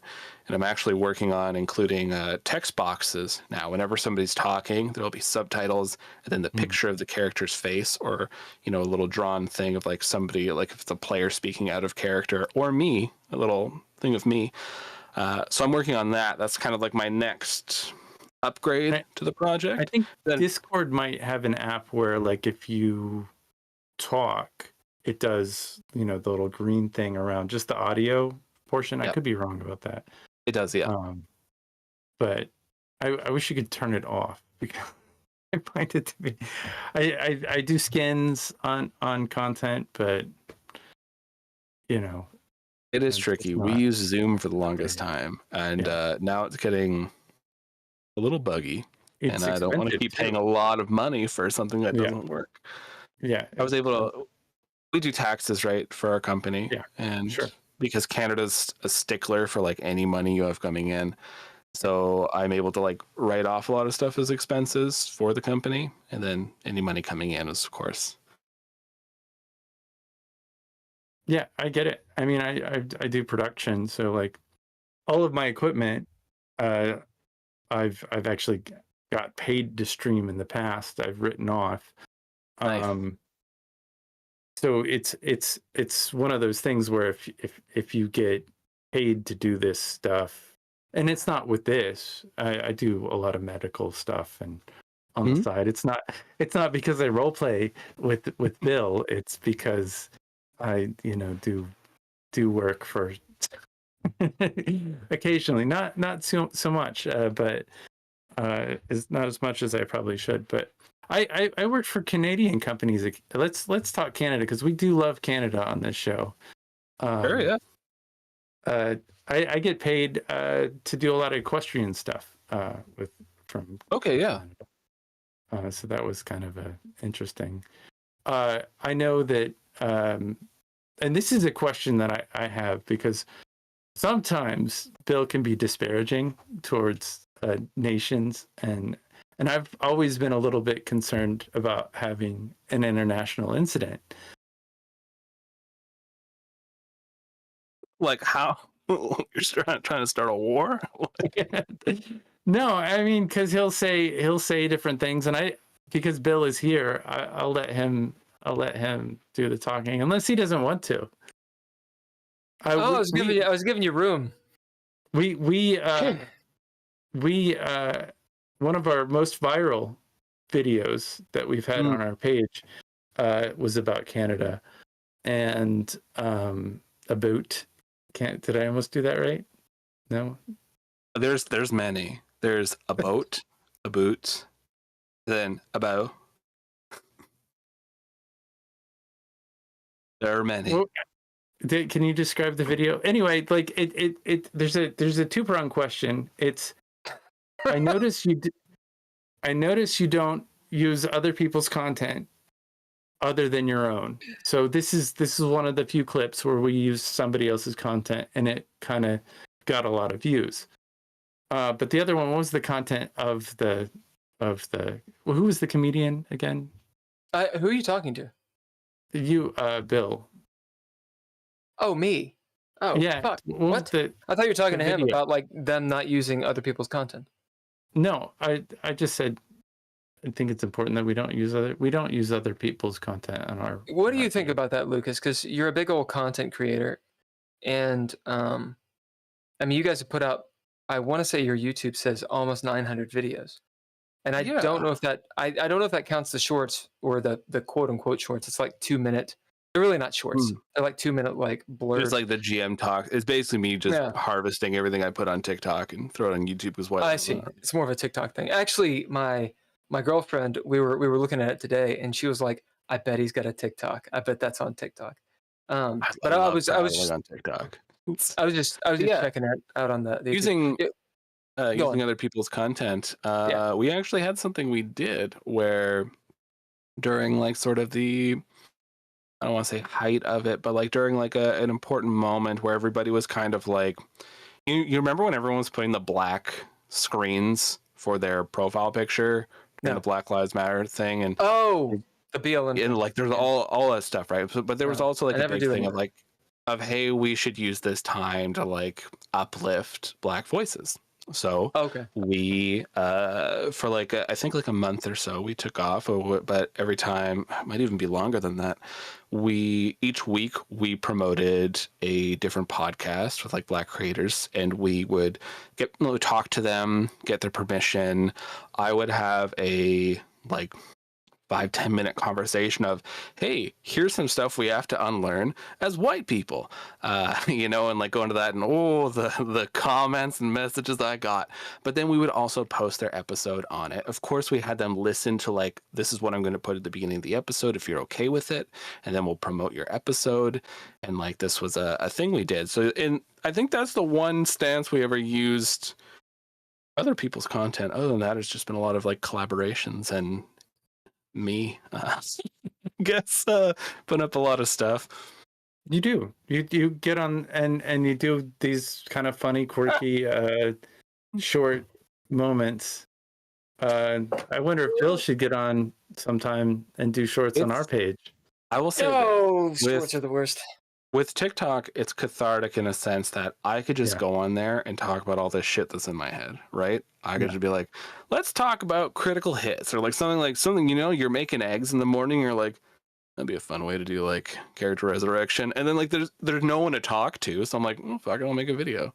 And then I put up there, and TikTok is incredibly responsive. Like people actually comment on your videos and like them, unlike every other social media. So then there's that kind of like fuels it. And then also I love talking about like anime and stuff, right? I watch a metric ton of it. So then it's nice putting that out there, and then people will chat with me about it. Because normally I don't have a lot of people who want to talk to me about anime. So then it's like a nice, it feels like a way of like communicating, because as like a bit of background, my spouse has a very like poor health, like difficult lung condition where they can't get COVID. It would be very. Oh, I thought they can't get COVID. I was like, God damn, that's great. Yeah, well, no, it would be lethal. It'd be a bad thing I have to get be. COVID. Yeah, I have to be very secure, as well as my mother-in-law is living with me, who is dealing with also numerous health issues. So then, I've basically been on lockdown in a sense since it all began. I still take my dog out for a walk. Sometimes I'll meet people outside. I haven't gone to a restaurant, groceries, anything like that. So in a way, it's kind of like a means of communication and socializing. I still talk to people outside, most days, because like there's a dog park nearby. Let the dog go, and you can hang out. But yeah, I've looked for means to, you keep that human brain still going. Yeah, that's a whole situation. I identify with that. I take care of my 95-year-old grandmother, and she had COVID maybe 2 or 3 years ago, so she survived. But I had COVID about 6 months ago. Unfortunately, it wasn't. You didn't survive. I died. I guess Came that's back. not funny, but It no, is I funny, y'all. didn't die. I didn't die, but Ugh. I still have like remnants of it. 6 months ago, like I have this back thing and then I don't have the energy that I did before. So I mean, I think that the side effects and the continuing effects are very real. I had one player who they were coughing so hard they broke a rib. They had to go emergency. Another one, he hasn't been able to taste anything for like 6 or 7 months. As a result, he's eating very healthy because he can't taste anything. So whatever. But it's I can't imagine the mental strain that would be, because food is such a. I love food. Food's amazing. I think most humans do.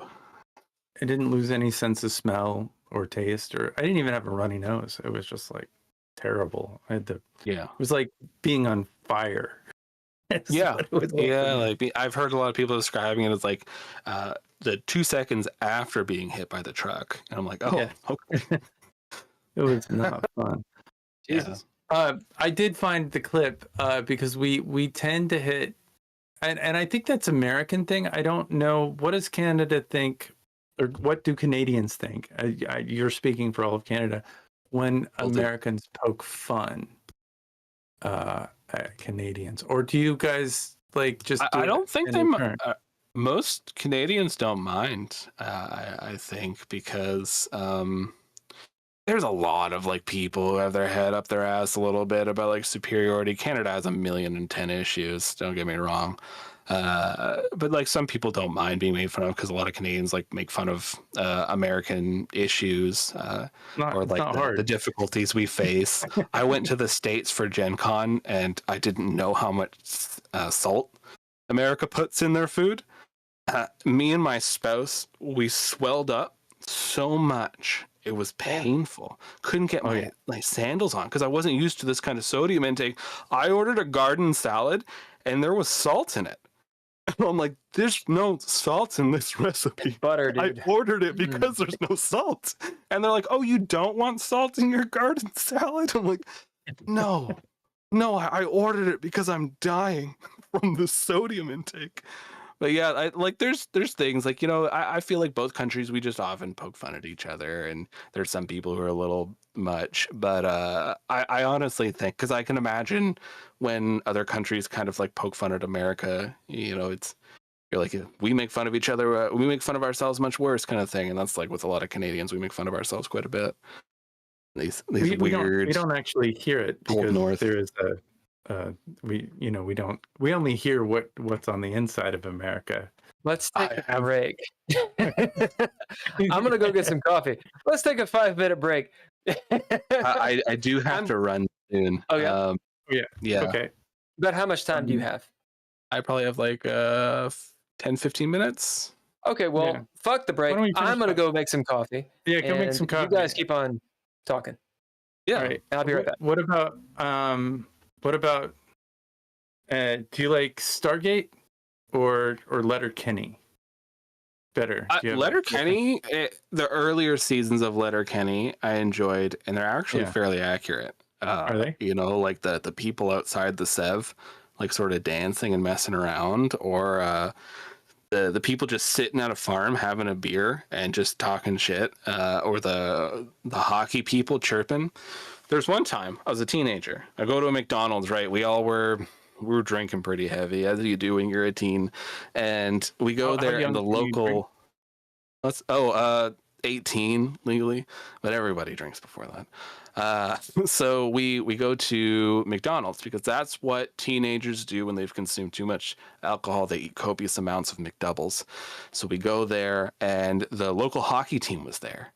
They're wild. They're just yelling at people. They're threatening the staff. They have their hockey sticks and stuff like that, right? Just going on and on. One of the guys pulls down his pants and he's trying to like thrust towards. It's bad. So what do? we'll make fun of them first, but hockey people, they get a little angry. We used to actually always call them hockey nerds, and I don't know why that set them off like wildfire. So we go outside the McDonald's, and then Chappelle Show was very popular at the time. So, you know, like the white voice, you call the cops. Hello, officer? Oh my goodness, I was just trying to eat something at the local McDonald's, and you'll never believe what happened. And then, like, we have all that going, and we actually got a few of the players arrested, and they could not compete in the game. And they lost. Like, oh, look at that! So heritage moment in Canada. We have on our TV sometimes they'll do like a weird 60-minute short of like a heritage moment, so then people will make that comment. Oh, it was a heritage moment. Oh, nice. I've not heard. I mean, when I hear heritage, I honestly get a little triggered. Canada is obsessed with pioneers. Like they're just, it's out of this world. They'll be like, you can sit there and go anywhere, and like you'll be like, oh, let's learn about the history of this town. They'll be like, of course, you know, we got a bunch of news. Did you know the pioneers in the 1700s? And they will. My mom took me to so many things as a teen, and like as an adult, I appreciate it because I have all this knowledge and the history of like how things worked. But as a teenager, I hated it so much. Going to all these, because I'm 6'3", going all these houses that were meant for like 5'5" people, and I'm like crouched down, like Gollum from Lord of the Rings crawling through. Yeah, nice. Well, I being from the South or Southish, my family's from the South. I mean, so I've been around racism since I was very, very young, and I think that's why I really connected with what you said earlier. But yeah, hearing heritage. There is a cereal though that I'm sure they're a fine cereal.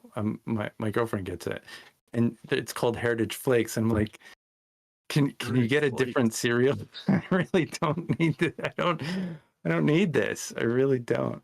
But Letterkenny, funny enough, it reminds me of Kentucky because there are small, like we have Hicks and we have goth kids. I mean, it wasn't goth kids. They were called I don't know what they were called. But they were called, but we had all those different social structures here as well. Yeah, and Kentucky is farm. I think it's a very relatable show for people from small towns, and I grew up in a small town, a couple of them really. And another one that was a big Canadian show that a lot of people kind of related to in a weird way, but in a way nonetheless, was Trailer Park Boys.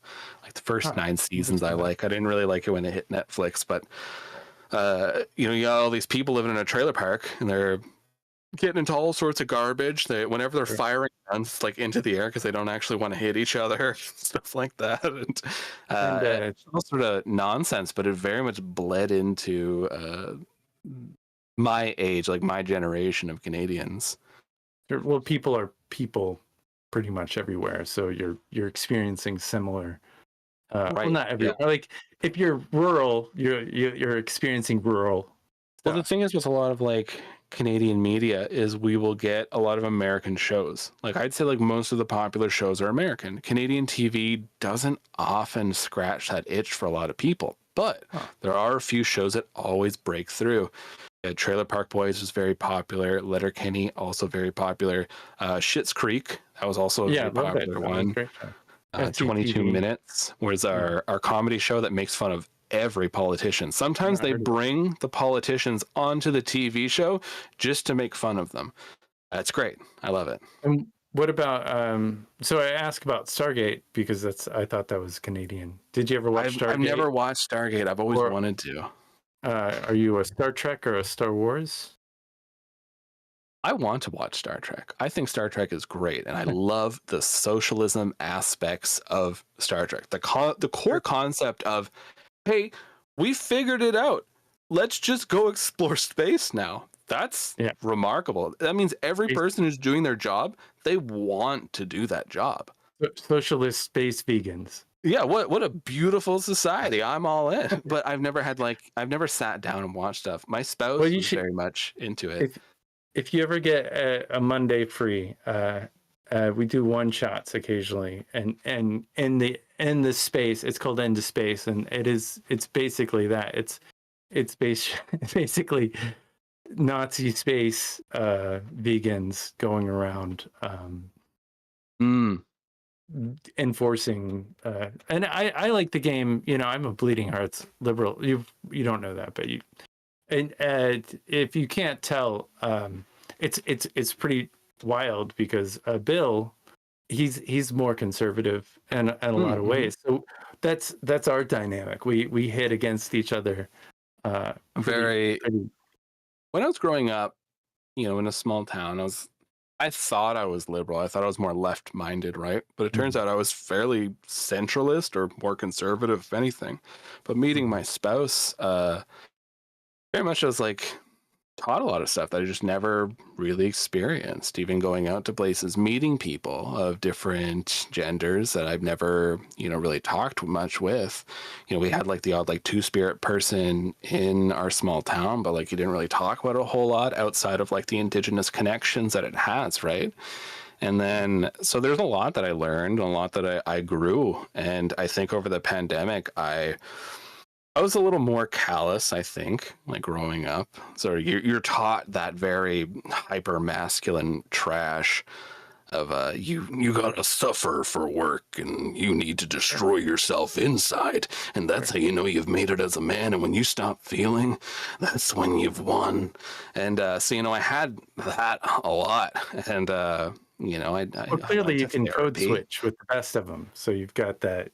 Yeah. And so I did a lot of unpacking on stuff, and of course understanding the different issues that people go through with different different races. And I sort of hid for a long time that I was Métis because there was so much racism towards Indigenous people, and I experienced some of that racism even though I'm white, right? At the moment you tell people, hey, I'm Métis, immediate racism all thrown at you. And so I listened to a lot of BBC. So that is a subject matter that comes up quite a bit in First Nations, and they talk about figuring out ways to and I really don't know enough about it. We do have I started diving more into who am I and what do I stand for and all that kind of stuff. And I think a lot of this pandemic opened up my eyes on what I need to do to grow as a person, to be more empathetic, but also to love myself more, because I think for a long time I hated a part of myself because of the racism directed at it, right? So then I think I've become far more left leaning over this is the main point I was bringing up.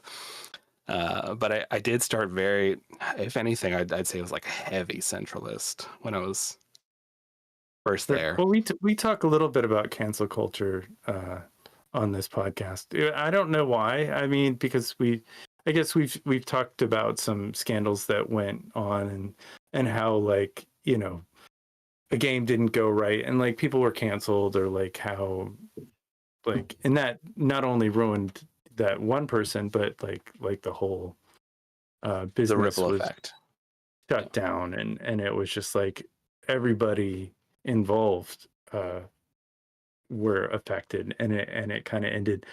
And so there's a too far, I think, effect, but certainly, and there's a forgiveness. I think that people should be able to make amends and forgive.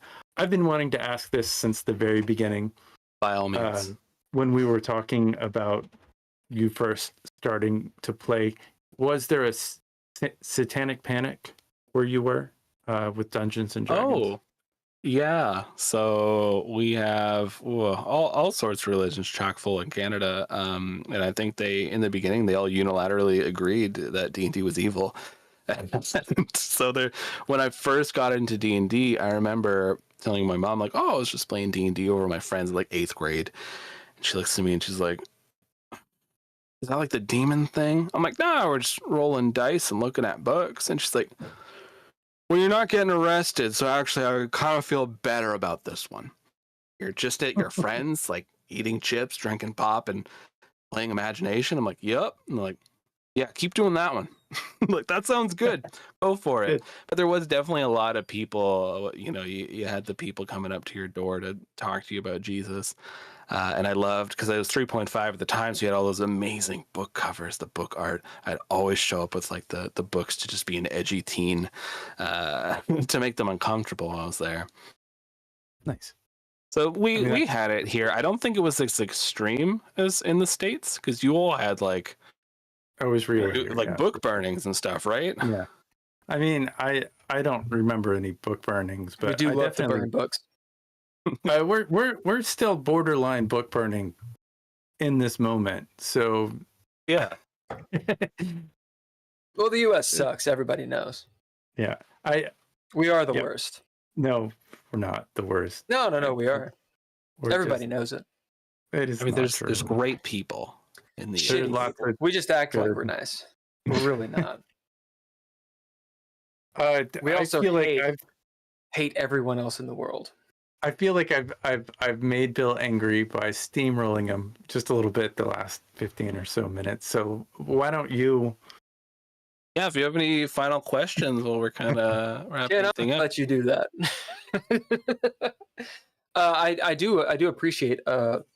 Actually, last questions I do want Ken you to give. Yeah, 100%. I do appreciate, Lucas, this Dr. Emily Friedman idea. That's actually something that I think is really interesting. Yeah. I'm going to look into it. I hope it's not what I think it is, but I think it's going to be really interesting. There's definitely a bias towards the big ones, right? Critical Role and Dimension 20. They definitely have a bias towards theirs, but nonetheless, I think they bring a lot of interesting points that often media can be forgotten, media can be lost, right? TV shows that we've made that are such an impression on people can just fade into the ether. Nobody knows in the next generations. So actually having like people, like professors, look at this and say, hey, this is kind of a big point in this small little pocket of human history. Let's actually look at it and define it. Is it trying to make a socio-political statement, like a political statement, or is it actually, trying to do science? I think it's more of like anthropology is like the study of people, correct? Yeah. I think it's more along those lines, the study of people within actual plays and then the growth of actual play as a media. So there is biases towards certain shows because obviously this person... Right. But I think they have a fairly objective sort of look at it. Yeah, that's interesting. So Dr. Emily Friedman, I'm really interested in that. I'm also really impressed by all the way that you have approached doing tabletop role-playing games as the several different projects and mediums, or I should say media, that you have. You. That's interesting. And the way you do it is interesting, and I can say lots of good about it. I definitely disagree on some points. For sure, yeah. No one wants to hear me bitching about that stuff. Double GMing, that is a dangerous move. That's a dangerous move. A lot of work. You have to have a lot of meetups, a lot of conversation. We actually, every single time we record, we write up the show notes and we send them to each other and we discuss them. What's happening? Yeah, there's a lot of work that goes into it. Yeah. It's interesting that you two are playing, or you're running two different game systems. I haven't heard of that. I'm not saying that means anything that I haven't heard of it, but that's pretty wild how those two, like, you can have two different systems to get the feel, and then it's all about the story.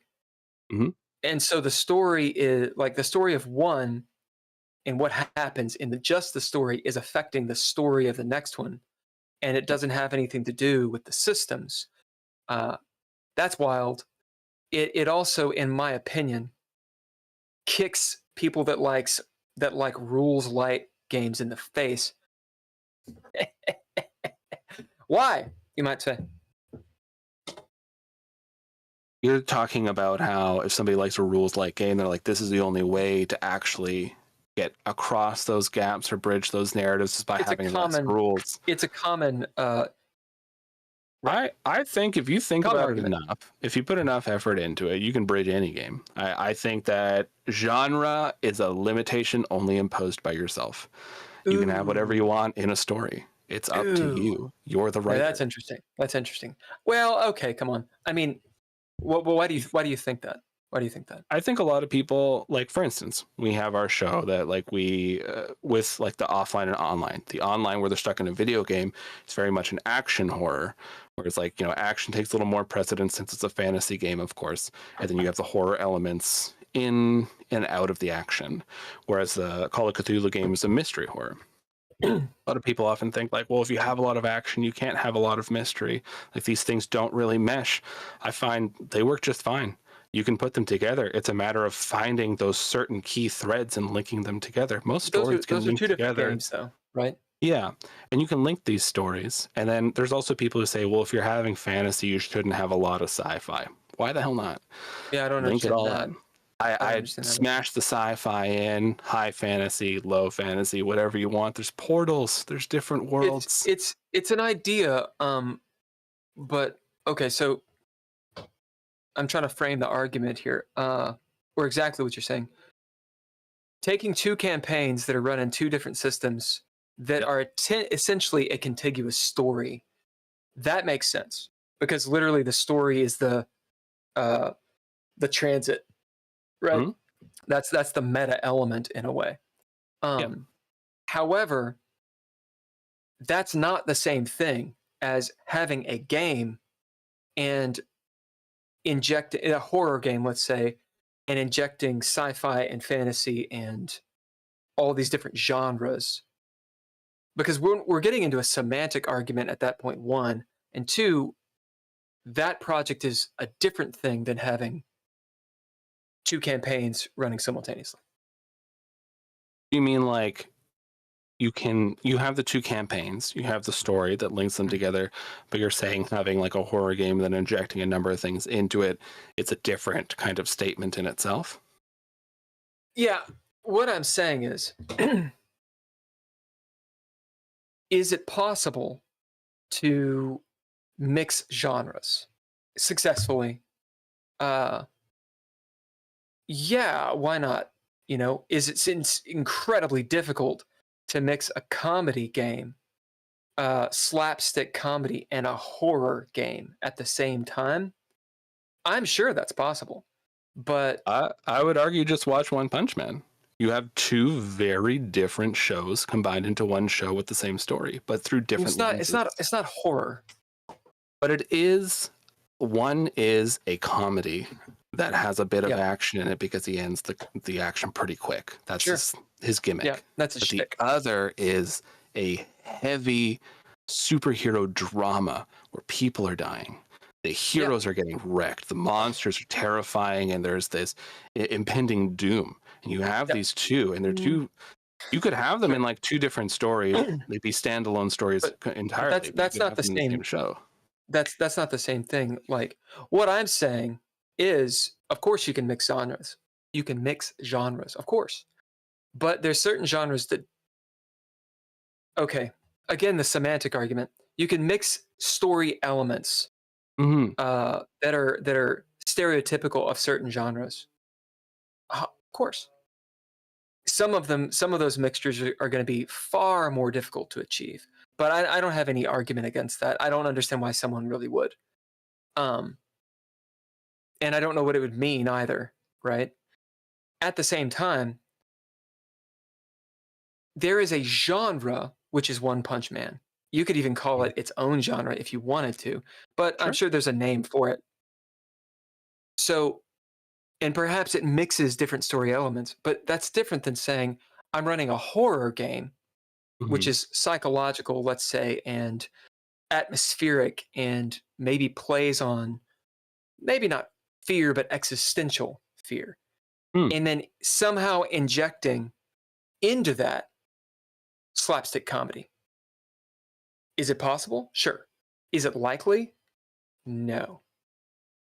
I would say when it comes to horror games, right? When we have like TTRPG games, you'll watch all this stuff and you'll have people who will goof off. You'll have moments where people, like, the tension's so thick and then people just joke. They have to say They got something to. stupid. They have Yeah, to. because the tension's too much. Humans aren't meant to be there, and we can't perceive false stress Because you're not strong with enough. real stress. Right? Since the brain can't perceive the difference in stresses, like when we imagine a stressful situation, it's the exact same stress in the body. So when we perceive horror, I have we're no idea perceiving if all the that's true or not. stress. Yeah, they have like a whole clinical study on Yeah. like how the I know. brain just doesn't know. And that's What why I mean when is we I'm stress stepping back. ourselves I out. literally don't know if that's true or not. But we will Okay, yeah. go with the precept that it is true. Go on. So humans, when we have a lot of stress, we need to find a quick escape. Comedy's it. Comedy's the thing that people do. Sure. So you Sure. just use it to break the ice. And I think it's easy to inject comedy here and there in a very serious horror. But I it's mean, different. That's different than what I'm you saying. Or have maybe like it's not different. Maybe that's what I'm getting to. Is like, well, kind of what are we saying? Like injecting elements, of course. Why not? You know, a dark comedy. you can is even literally have like doing a that. full comedic scene in a very serious horror game. You'll Sure. have like moments, Sure. and then that But it's not two itself, genres at the same time. you'll have a dominant genre, and then because the comedy isn't just going to happen once; it's going to happen numerous times for people relieving tension. So Okay, you sure. would Then I have agree like with you. a subgenre that's kind Yeah, I of have no like problem with that. underlying. Have there been Was there people? an 80s horror that wasn't a comedy? I mean, all 80s horror movies Well- were comedy. Yeah. Well, what I'm getting to is I don't think there's an argument here, which is actually my question. Who are the? I mean, I don't want necessarily names unless you're willing to give them. Who are the people that have told you that it's impossible to mix genres? Then When we were fairly active on Twitter, we would get people while they were in between explaining the rules of D&D to us and how we were breaking it and not doing it right. They would Okay. also say, "You got to remove these comedy bits. This isn't what you're doing. You're telling like a dramatic story here. Why are people joking?" And you're like, because when somebody's listening to an hour and a half of really like high tension horror, the human being needs a bit of a release, or else they're going to stop listening. They're just they gonna should be hit like, "Well, pause that's if a they lot." want something. Like for example, in Interview with the Vampire, I don't know why that popped in my head, but it did. The movie, I should say, not the book. Mm. So it's macabre, obviously. It's horror. Mm. Are there any comedic elements in that movie? Yes. Tom Cruise's character, or Lestat, brings a couple comedic elements to it. Mm. But I wouldn't say that that's in, like, just because something's funny or there's a comedic element, I don't think it's a genre mix. I would call Interview with a Vampire a horror movie, a kind of horror movie. And yeah, it has some comedy, but at no point are they like, all right, guys, we're going to mix comedy in this, right? So But my I think point being, the point if being, I you could Go on. though, like, right? you Like, could, what but I'm it wouldn't saying is, be as good. I'm is saying what there's I'm saying. the limitations are on the person. The limitations are on what they want to do, but there isn't. Sure. The limitations aren't real; they're self-imposed. Like Okay, you impose yeah. it based on what you want. Your criteria is your own. Yeah, but then we're not talking about the same thing. So what my apologetic, because I don't know who this person is or what these Twitter people were actually saying. I'm not trying to defend them. I'm just trying to kind of understand the argument.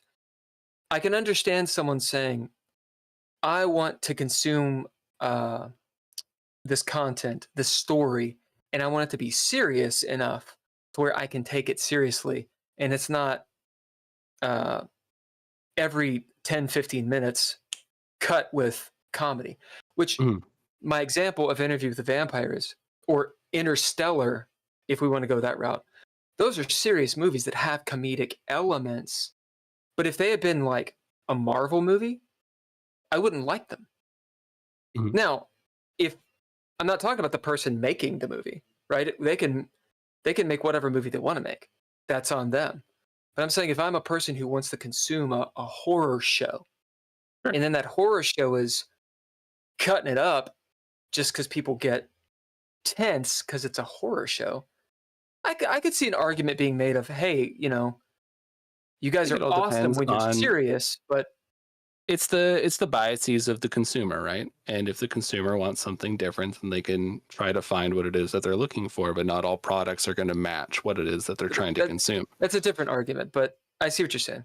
So But it's a so when hey, you fuck when I off often and have get people, something else. Okay. they would listen to our show for long periods of time, and they would, I guess, in a way, almost feel like a bit of, like I was saying, there's like a parasocial thing that people are very easily drawn into. And so when somebody listens to a show for a long time, they start feeling very comfortable with telling you certain things that you're like, I don't know you. I don't know why we're having this conversation. And you one don't give a person was fuck. describing like, I really love how you did this horror thing. Here's how my father died in front of me. I'm like, why are you telling me this? I'm not okay with this conversation. But then there would be other people that are like, I've been listening to the show for so long.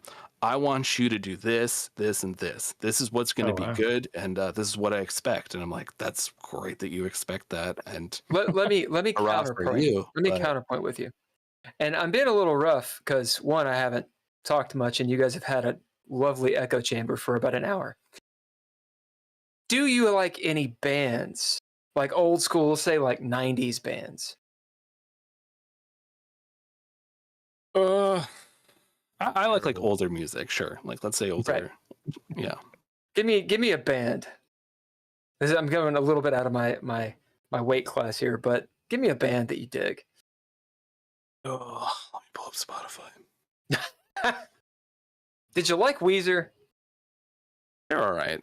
That's the Thing. thing. There's a lot of like music that I'm like, it's not bad. What about Green Day? No, I wasn't into Green Day. 30 You didn't years like Green Day? Dookie. 30 Smashing years of Pumpkins? Dookie. I mean, Green Day's kind of. I liked American Idiot. Shut your whore mouth.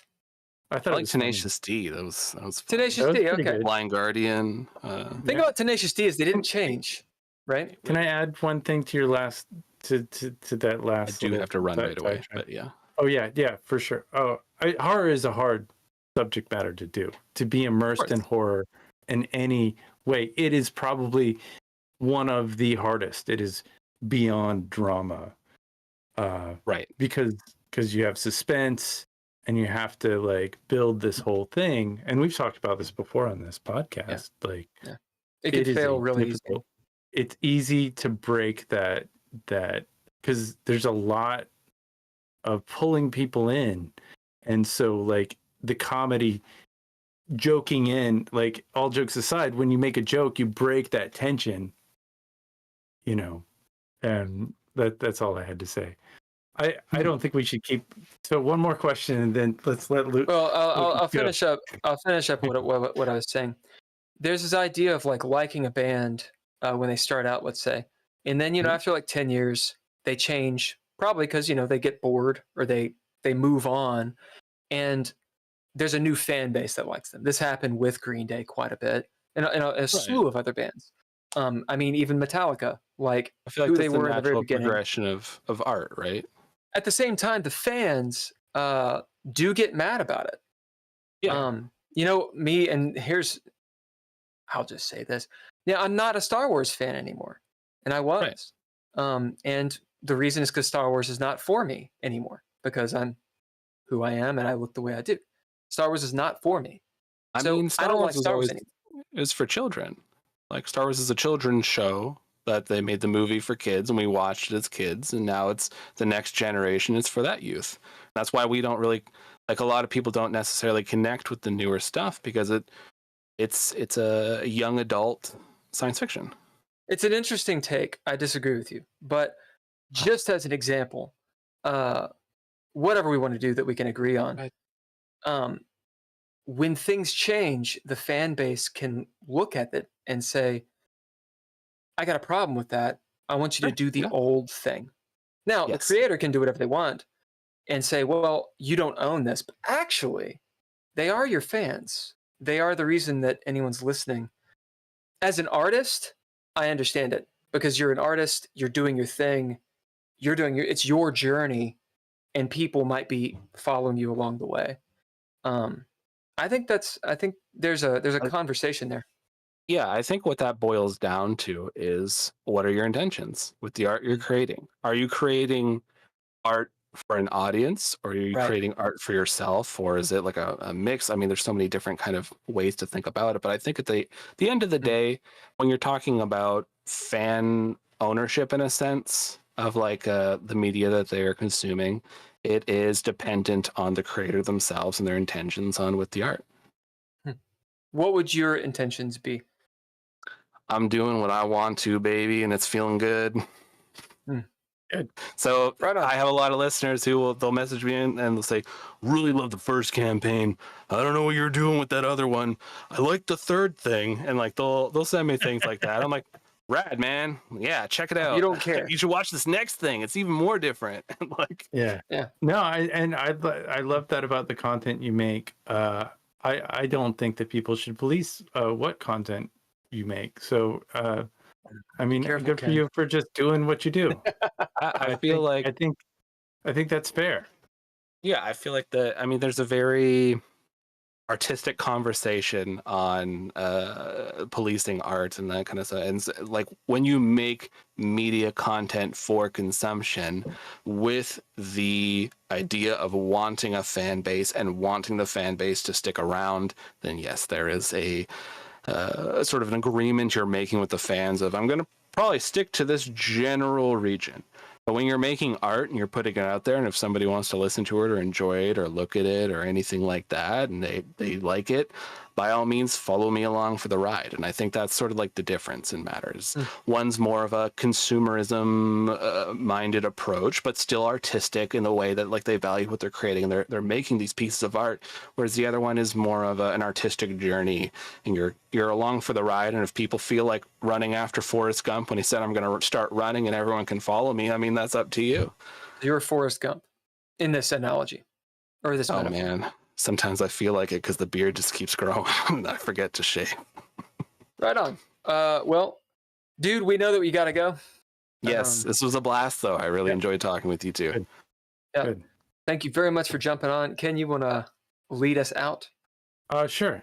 Did you want to take a break or you want to talk more? Are you good? Bill, You talking to me? are you good? Yeah. After Lucas, after. thank you. Yeah. Sincerely, thank you. If you want to do a one shot with us, I'll reach out to you sometime, and we'd love to have you on. If you want either one of us to do a one shot or something with you, please Of course, give us a yell and keep it up because I really dig your content. It's immersive, it's interesting, it's thought provoking, and That's for sure. For sure. I really appreciate you doing you and Thank the you. content that you make. I'm on Thank the you fence. very much for. I'll let you know that. Listen, I'm always under the opinion that you should never agree with someone 100%. But thank you very much for having me on, and thank Of course, you very man. much Thank you for jumping on. It's been really fun. talking about these things. It's been a blast. I will send you on Discord a digital core book of DreadLore if you want to check it out. And Of course, yeah, that sounds great. Yeah, we'll rock and roll. All right, well, thank you everyone, and thank you for those who joined us. This was a lot of fun. Indeed. And I shall go. Namaste. Yeah, bye now, everyone. Good Later, chat. Ken, Do you want to wanna take like take a a break? 5 minute and we can continue a little bit? Yeah, I just have a feeling that you have more to say, and I'll sit here with you while you say more things. All right. Yeah, well, I'll go get some more coffee and we can be back in 5 minutes. All right. We I'm can't gonna go put a 4 pin- hours though. This has actually been. It's been two and it's almost been 3 hours. So we should shut it down by 10 o'clock. When is that? 20 minutes? That's Yep. in 20 minutes. Awesome. All right.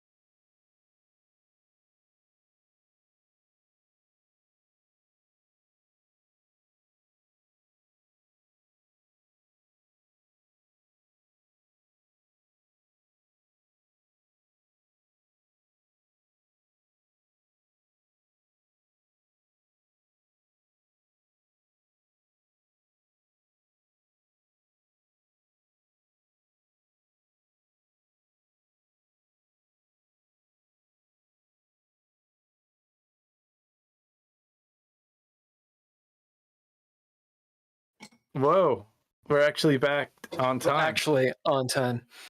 That's I enjoyed that conversation. I feel like I did. got every I bet you I got did. everything that I wanted to say out, but God. I feel like you wanted to say a lot more than you did. I literally had people messaging me on the phone being like, be nice, be nice, be nice, be nice, be nice. Oh, good. I mean, I was staring at you. He's a cool guy. He's a cool guy. He's a way cool guy. I dig his content. Like there's a cool guy. really like they go far out. Like the some of the storylines they have are like I don't know where it comes from or how they get there, but there is and I think there's some lore to it as well. And I didn't get into any of the lore questions I wanted to ask. Well, it's because continue.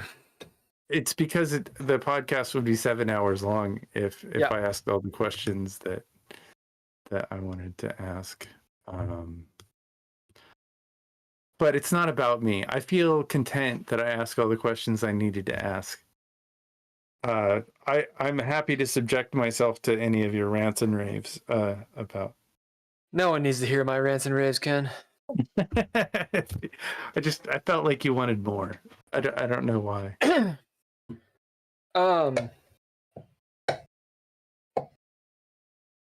Nutella. Good. Nutella. I mean, talk about like you asked about bands. I mean, I liked Metallica for a long time, and I didn't like Metallica way before everybody else didn't like them. Like I liked old Metallica, and then they came out with an album, and I'm like, this is not Metallica. I don't know what this is, and I stopped listening to them. So, and I couldn't tell you what album it is because it was so long ago. It was certainly the mid 90s. I liked Injustice for All. I really liked that album. I think I liked Metallica a little bit. I thought they sold out maybe. It was a little more poppy. Or Black. Was it the Black album? That was a good album. I mean, I'm not saying it wasn't. I don't know what the album they did after that was.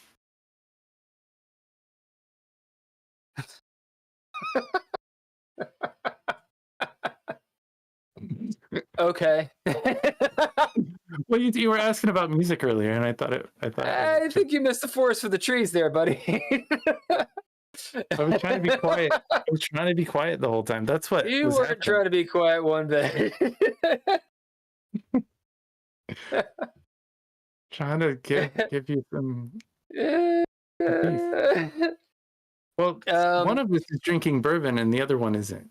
That was like getting punched in the face for like 30 minutes while two people who just have completely different viewpoints than you jerk each other off and really trying to not say anything. I feel like it's an open. I want to know more about what you were getting at because I didn't understand the commentary, like when you went into the bands and when you talked about some of the things. I do understand your disdain towards Star Wars. I thought Lucas, his rebuttal was pretty good. It's for kids. It's a good rebuttal. It's a non-answer, but it's a good rebuttal. Sure. I mean, we didn't talk about it long enough. Well, don't say sure. If you don't agree, but no, I agree. I agree with what he said. It's for kids. I haven't been engaged with Star Wars for a while. Kids. That's bullshit. It's not for kids. That's complete and utter bullshit. But it's, no, it's not. It's complete bullshit. It's the same as Marvel. No, it's not. Roller coaster. It's but really I don't know the lore. Yeah, I can tell you. And and you're wrong. Like you are, so, yeah. You're wrong. This is my point. Just because I can come up with a good argument towards something, or a good sounding argument, doesn't make it true, right? He had an interesting take on it. The argument, if we're going to talk about Star Wars, the argument of the prequels, Yeah, they're definitely made more towards kids. But Star Wars, the reason there's a fan base, the only time that it really sunk into children, as in like as the audience, was in Return of the Jedi. And the toys, because they knew that it was going to make money. But Star Wars is like adults like Star Wars. It wasn't like Toy Story. It wasn't a kids movie. And Empire Strikes Back was not a kids movie. You could make an argument for Return of the Jedi.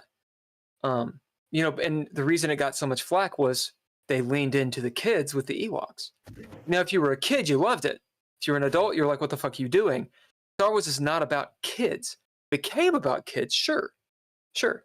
But the argument is flawed. And it's also sidestepping my point, which is the new Star Wars are not for white, heterosexual, cisgendered men. That's my point, which if it wasn't obvious, it should have been obvious on the tails of the coattails of what we were talking about. Sure. And that's fine. That's fine.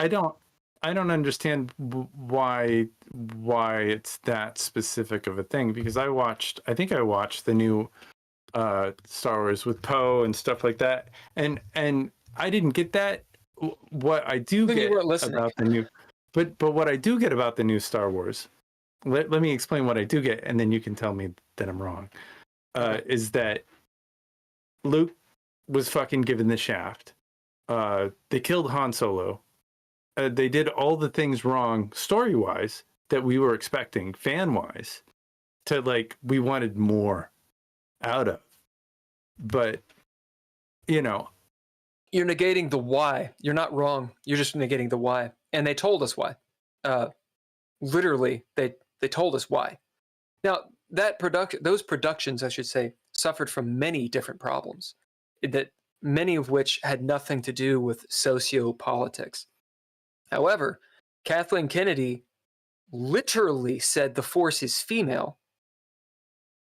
Bryan Johnson literally destroyed J.J. Abrams' script on purpose and said, I'm going to subvert the expectations, wrote it into the script with Kylo Ren saying, the past is dead, kill it.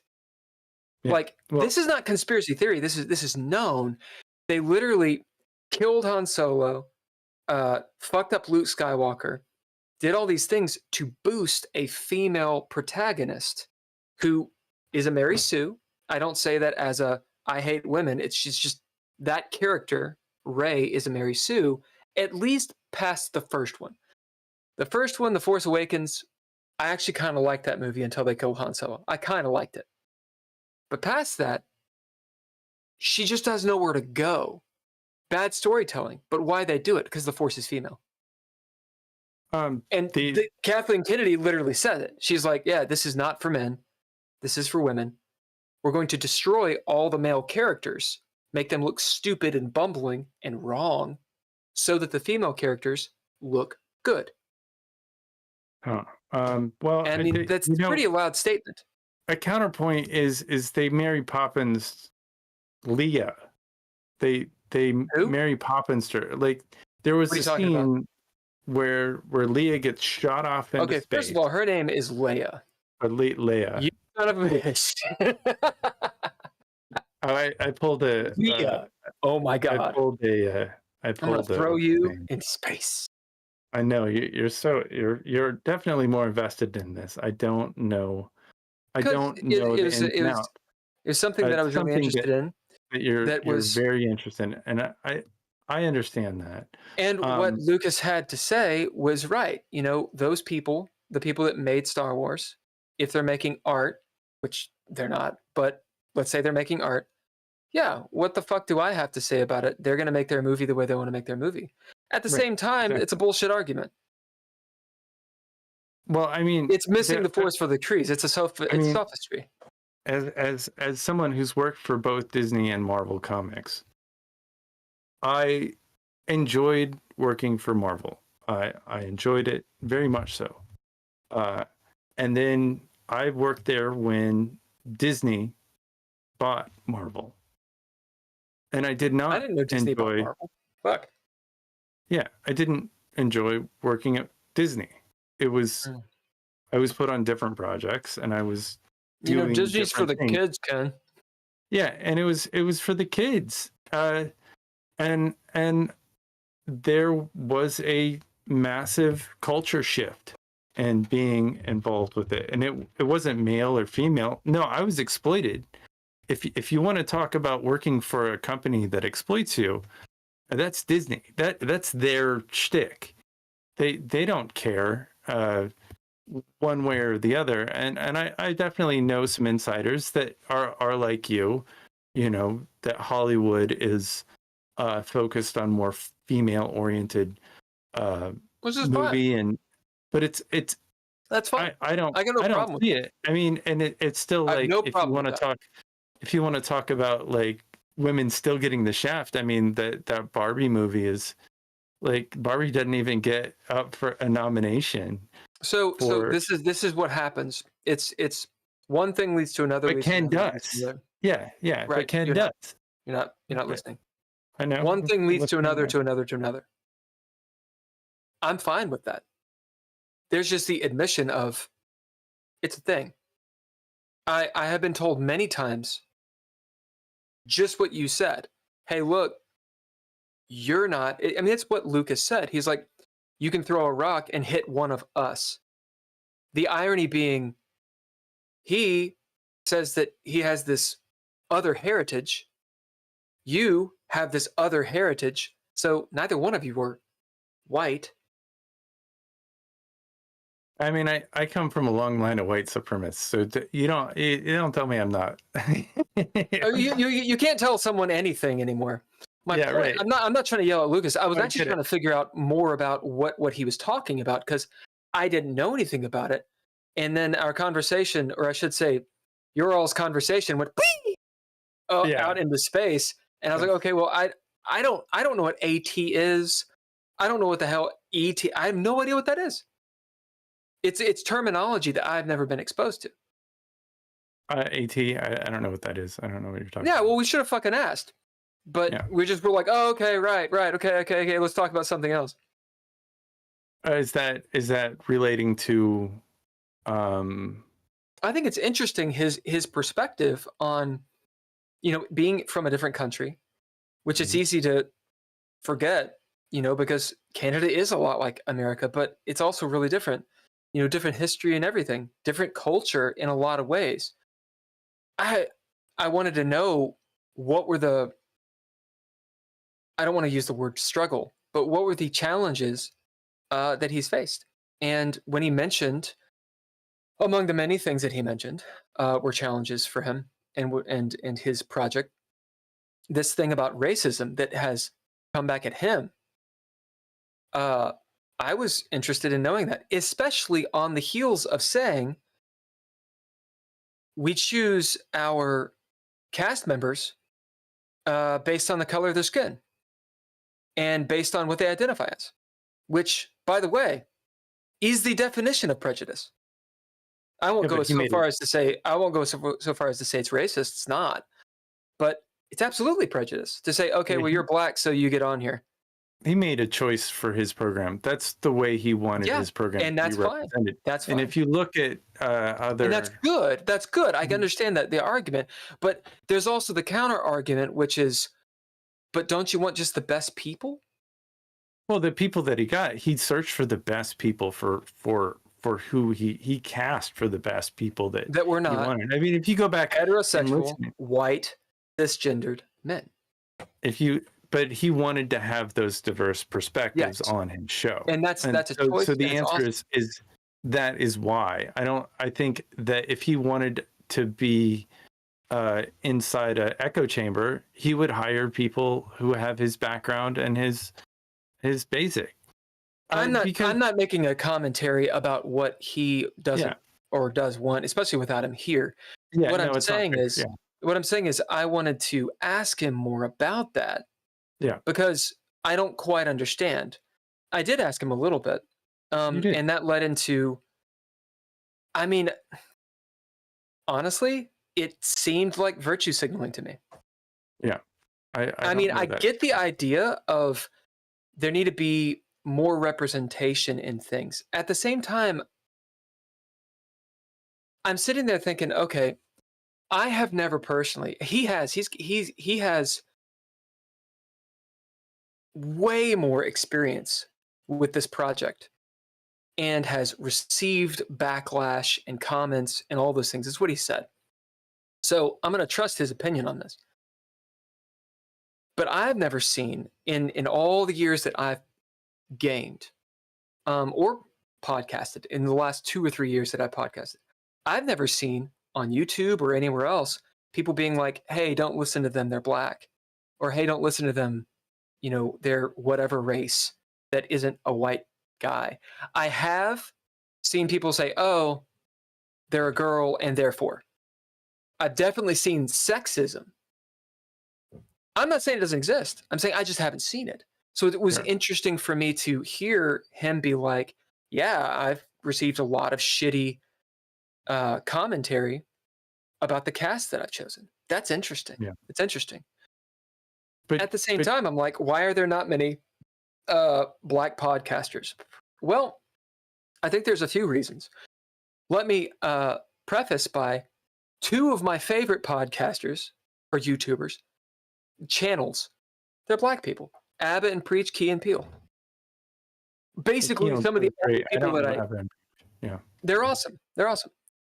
Basically, two channels that I listen to just because I incredibly enjoy them. It has nothing to do with them being black. Now, that's just me. Whatever. What I'm trying to say is, why are there not that many people of non-white races, non-white people that are podcasting / playing tabletop role-playing games? I don't know if that's true. I think it's just where you look. And that's my point. Yeah. If you go to Africa, there's gonna be a lot of black people that podcast. Yeah, I know a number of black podcasters just that are friends. One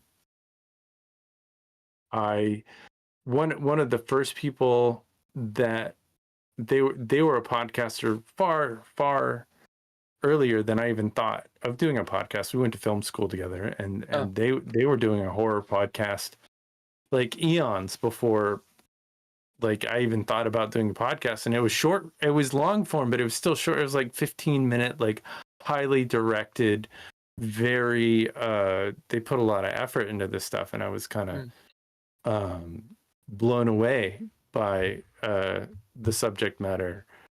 I think his point, just to go back to that, was that he wanted the content that he made to have a feel and a vibe.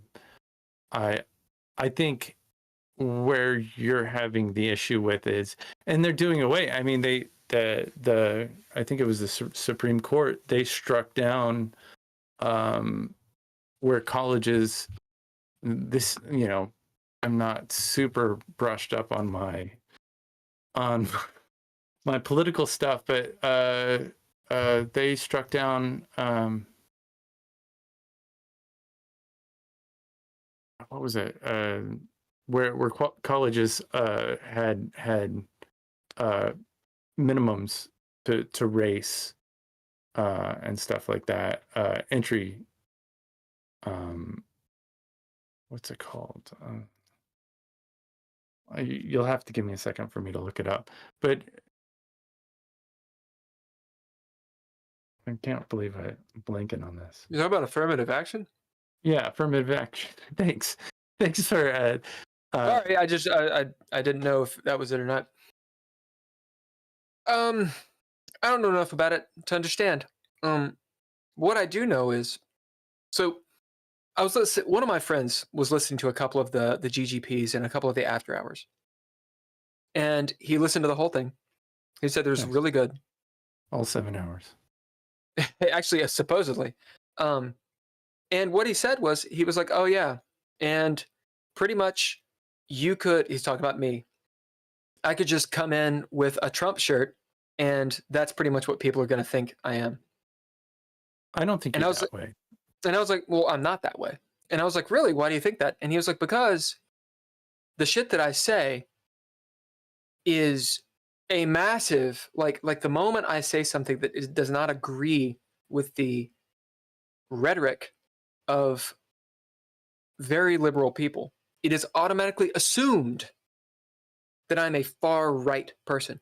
And to some people, I am very far right because I'm so much in the center and they're so far that way. I don't know. I think I I'm don't like pretty extremism. centrist. I mean, I call myself a bleeding hearts liberal, but I think I'm a pretty centrist kind of guy. I don't know, man. Just right there in the middle. But I think the country has gone so much further right over the last couple of decades. It has, since the Reagan has been around. No, I'm saying I don't know. Yeah, I'm not disagreeing with you. I'm saying I literally don't know. We're in a time where the far right has got the court system by the balls. I got no problem. I have no problem with that statement. I have a problem with the far right. I have a problem with the far left. Yeah. I don't like extremists. I don't like. It irks me when there's stuff that people say and it's a back and a forth, or it's when we're going to talk about an issue, missing the forest for the trees, like causation, equivocation, etc. Like just these logical fallacies, are frustrating when people won't talk about them. Sure, I agree. I mean, let's talk about. I'm fully on the page of understanding people who disagree with me. And that's when, like, you push, I might bat an eye, I might push back, I might get really angry about certain things, because for one, I think there's some things that are argued that are just history and set in stone. And so when you have to have an argument about something that that happened the way it happened, and there's precedent and there's history, and I think one of my biggest issues in the current culture that we're in is that is gone, and so people have to relearn it, and we have to have these discussions. It pisses me off because people haven't taken the time and energy to educate themselves on a subject matter, but I also see the point where people kind of have to learn somehow. Well, it's also good. I will counterpoint with you because I know what you speak of because I was there. To look it up yourself and check again. Yeah, it's also helpful too. Yeah, look it up, sir. You might be surprised what you find. Yeah. We can say that. Some of this is straight up opinion, which is fine. I'm not talking about history. I'm talking about the entirety of this episode's conversation, which it can all be explained away with. Okay, well, what does an artist want to do? I mean, you can always go back to that. It's like the faith argument. Okay, well, I wanted it this way, so therefore it is. Okay, well, there's no argument here. What did you want to do? I wanted to do this. Oh, okay. Well, great. Good on you. You don't have the right to tell me what to do. It's not unless you're not doing the liberal thing, and then you're a bad person. That's not true. You're. Oh, really? I mean, clearly, poor critical role for being non-diverse. Yeah, but they are literally they've taken steps to have a number of podcasts where they have diversified their content. It's kind of a double standard. Like we're kind of calling them out for a little bit for I'm not calling them out at all. You guys are. Yeah, no, but it's not even. It's like, go fuck yourself. I don't even think we're really. Go fuck yourself. It's fine that That's fine. Yes, it's fine. They did what they have their show the way they have it. They have their audience. They were a group of friends. They were simply a group of friends, right? That got fucking famous. Yeah. So what are they supposed to do? Like switch out people because they have different skin color? But you said they had 300 people on their first show. Yeah. 300 viewers. I don't think we've had 300 people watch on any show that we've ever done. So I think we're safe. Their goal was to play to a bunch of people. Sure. It wasn't to virtue signal or to raise awareness. And maybe since then they've done that. Sure. Which is I don't great. know. Sure. Is it needed? I don't know. Somebody probably said something on their board. And their diverse gender. Their gender is definitely very diverse. Who cares? It's something that was noticed. This is what I'm trying to say. You see, this is what I mean. The argument, there's an argument when it corroborates everything, but the moment that it doesn't, we switch sides and we have a different argument. Often it's the opposite. So, for example, Critical Role has low diversity when it comes to races amongst humans. It's mostly appearing white people. Okay? So we can say, okay, well, maybe they should be more diverse. Maybe that would be a good move. Right? At the same time, we can say, yeah, but they're content creators. They're artists.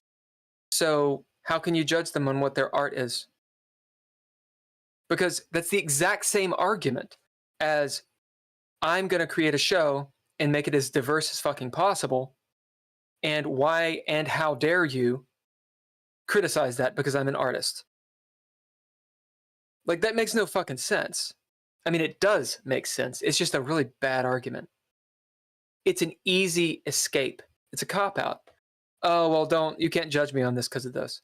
Like, how about you just have people that you want to have on there? Oh, there's an agenda. You want to be diverse. Cool. Fine, be diverse. Why? Oh, because these are underrepresented people in the podcast community. They're unrepresented in so much as there are fewer of them. Ergo, there are fewer podcasts by people like them. Is that a bad thing? Or is this, is the reason that there are fewer of them that are doing podcasts is because there's like a gateway or like a glass ceiling or, a discrimination. Oh, there's discrimination, and so we're trying to fight against that. Oh, okay, right on. Is there discrimination? Yeah, I've gotten those comments. There's discrimination. I'm like, I don't know. I'm pretty sure that people, it just seems weird to me. Like, if it's a good game show, it's a good fucking game show. Sure. But I mean, you make a valid point where they were a group of friends that, got together and decided to make a podcast. They had every right to do it the way they did it. I mean, I don't see a lot of diversity on our podcast, like racially. I mean, I don't fill a race card. I might be Hispanic and can check a box, but the reality is I don't act Hispanic. I don't. I mean, however that is, I don't speak fluent Spanish. I speak some Spanish, and I certainly am interested in my background and my culture, but I don't know a bunch about it because that wasn't something that my family decided to teach me. So it's easy enough to say that I am just as white as you from Kentucky and not have that eugenic conversation even interjected, and we Agreed. don't know the history and background of any of those guys. Sure. It is our choice to make a podcast the way we make it and to ask who we want. But you know what I'm not going to do? I'm not going to find guest stars that fit the bill for, you know what we really need? We need a Hispanic presenting person with pink hair. That's underrepresented. I need a guest star like that. Like, I don't understand. I understand the argument for having that. Sure. Because there's this idea of like, that kind of person is underrepresented. But what the fuck does that mean? Like, you mean that there aren't many people of that persuasion? Well, right. Because there aren't as many people like that. if you want certainly to they know. promote that, then fine. But why are you Yeah. promoting that? Why is it an issue? But it's not a that- promotion. It's only an issue because you're talking about it, for one. I mean, I know it's a bigger issue socially No, as well, he but it's mentioned it, not me. Yeah. Like specifically went out Yeah. and found diverse. I mean, we had an entire thing about That was- underrepresented things, and the chat That was was blowing his up about choice. it. Yeah, it was Yes. his choice. Why? Because he wanted to have a culturally diverse Which is cool. communication. Why? Because that's what he wanted. I mean, it's not like he made money. I don't think that it has to do with like getting more views or anything like that. It's the content that he wanted to put out there. Unless are you saying that he's done something in order to check a box? No. Okay. No, I I'm mean, not. I I'm not. think I'm that not. happens. I don't think that he's done that, but I think that happens. Certainly, affirmative action, and that's what one of the reasons affirmative action. It's like colleges had to check that box and had to get that diversity.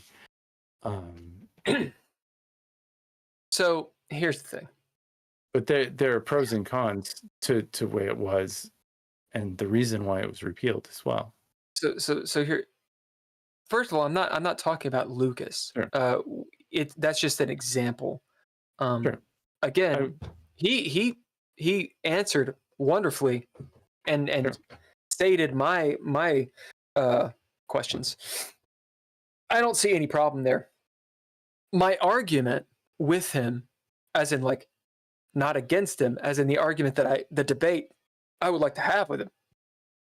Excuse me.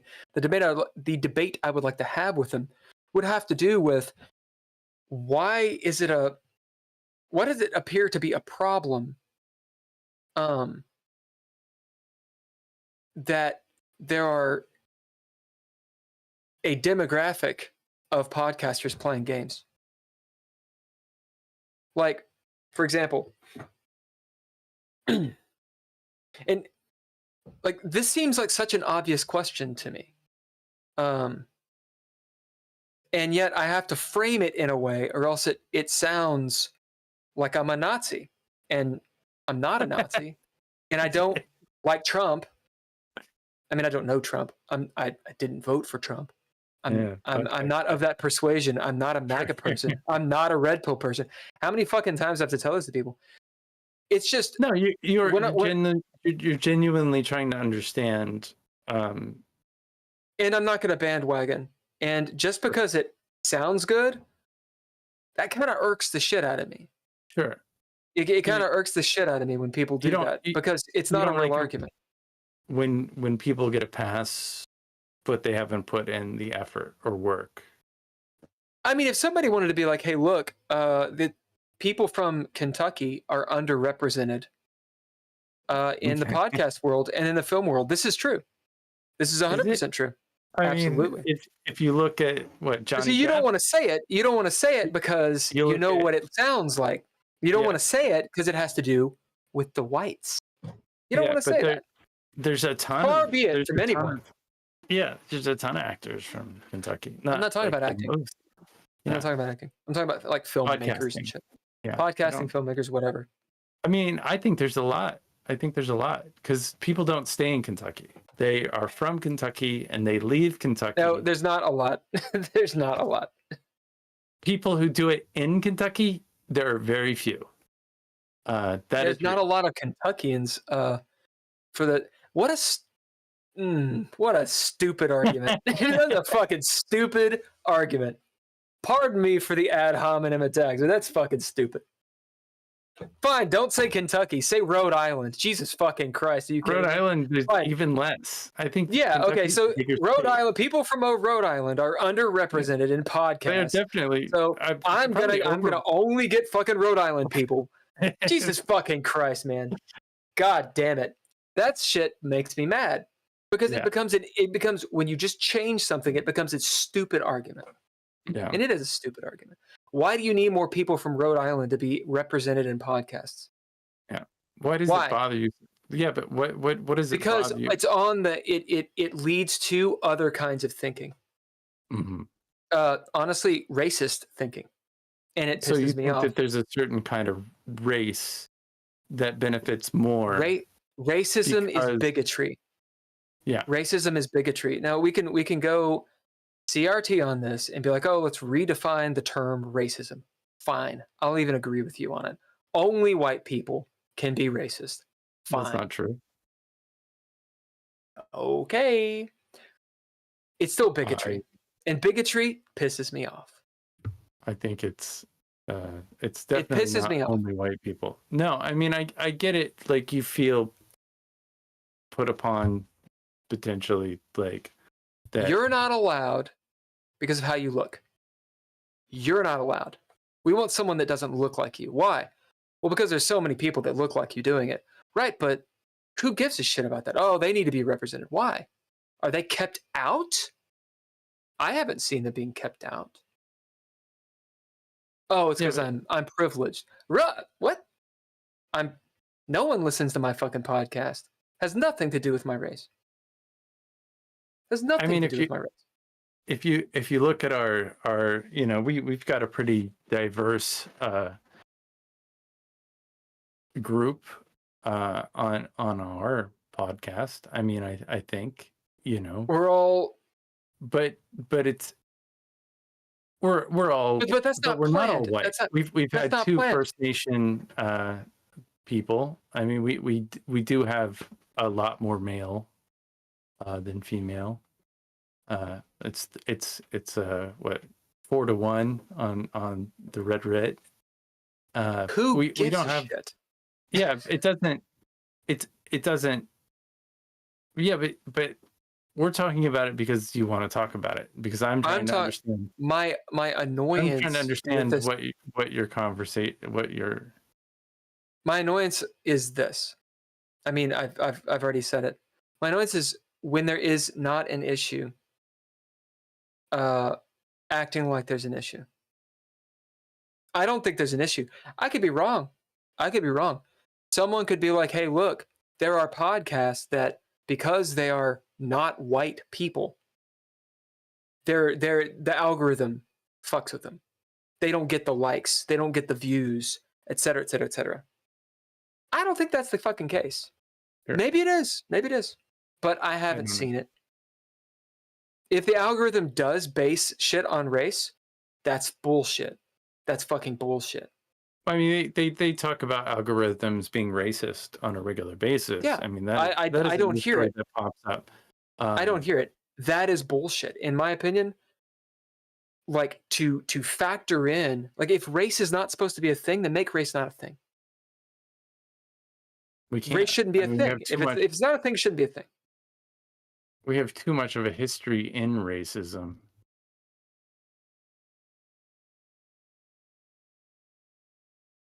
I can understand someone telling me I'm fucking wrong because of reasons, and I'd listen to it, and consider it.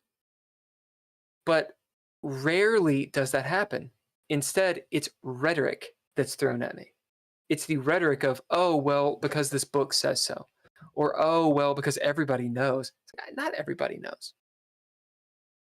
Also, if you put your stuff out as an artist, if you put your stuff out in the public eye, to say you don't want views is a fucking lie. Sure. Because why the fuck are you sharing it? If you don't want views, why'd you share it? Oh, I just put it there. Just share it. Of course you want fucking views. What? I still have 0 views on my latest track, and it's fine. I don't want you to go there and watch it because I like having 0 views. Because it's fine, It's just something I noticed. It's like I noticed that it's off the algorithm. I noticed that it's not. And if you talk to anybody on YouTube, there are videos out there that say, oh, you need to change the thumbnail, change the tagging, change, the title, give it a facelift. Why'd you post it? That'll make a difference. Why'd you post it? I posted it. A lot of times I'll post, and the reason is I've been posting this stuff for a very long time. Yeah, but why? Because hard drives fail, and I know that Fair. Fair. it is a history of something I created. That's fair. If that one person like watches it in the future, that's fine. But it's a limited art Sure. form. I think Sure. Google or YouTube videos. I'm not sure if this is true. This might not be true at this point. But where like I think stuff gets deleted. It might not be true on YouTube. I think your Gmail might get deleted if you don't use it in some time. But Is my mic clipping? no. I don't Buck Mud think so. says clippity doo dah on your mic, my good man. Let's hear it. Oh wow. Is it clipping? Well, everything sounds. Like shit? No, it sounds okay. Let me see really. I think it's clipping. Oh, off. I've been too close to the mic. Oh, okay. I see. Yeah, my bad. It's because I was yelling. It sounds a lot different. Buck on Mud this part. says diverse isn't only a physical quality. Yeah. Right. Well, and okay, so I will give some counterpoint to myself. I used to manage a coffee shop. Oh, the years, they were so wonderful. One of the things was there was a point where everyone at the coffee shop that worked there was waspy, like hardcore, white Anglo-Saxon Protestant. That was the how they were raised. That was their heritage. And we had some men and women, and that was it. And so it was my task at a certain point, because coffee shops have a turnover, to hire people. And I sat there thinking, I was like, part of the issue is that we run into is a kind of incestuous issue. Probably the wrong word, but I'm going to go with it. Everyone is from the same place. Everyone looks the same, all these things, but everyone thinks the same. We all think the same. And actually at that time, it was like there were 14 of us and about 12 were women. And so I sat there thinking, we need diversity, not because Black people are underrepresented in the coffee shop. We need it for several reasons. One, we need someone who thinks differently than us. We need someone, just need something new. We are stale. We can't solve problems. We're causing problems because we all think the same. But how do you hire that way? Because there's literally laws saying you can't do that. You cannot base how you hire on a race. Also, the people that applied were all 20-something white women. Period. Why? Because they came into the coffee shop and that's who worked there. And so our clientele were 20-something white women. That was it. Right? And then that kind of morphed into, as the years progressed, it morphed into no one was straight except for me. And there's this entire culture. Like I would go to the grocery, to get, if you've worked the service industry, you understand this. You go get Advil, you go get Tylenol, because everybody has a headache, in the service industry, bandages and shit. I would go and get a bunch of Midol. I came back and from a grocery run once, boom, put all the groceries down. And my very good buddy, Adrian, who is trans, was like, that's one of the coolest things ever, what you just did, that you actually cared enough to like buy the things that you knew your staff needed. And I sat there thinking, God damn, I'm a good person. I sat there thinking, it's interesting that like that's a great compliment. But like, of course, if 99% of the people that you are working with are of a certain way. And you're going to go buy groceries. You're going to buy groceries tailored to who your employees are. Right?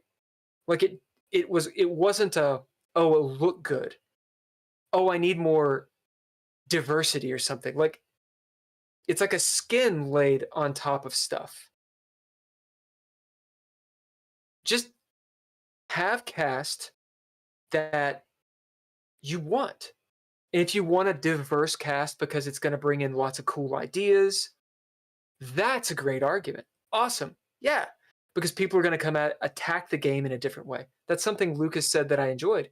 He's like, I wanted people that were new. I wanted people that were legacy to gaming.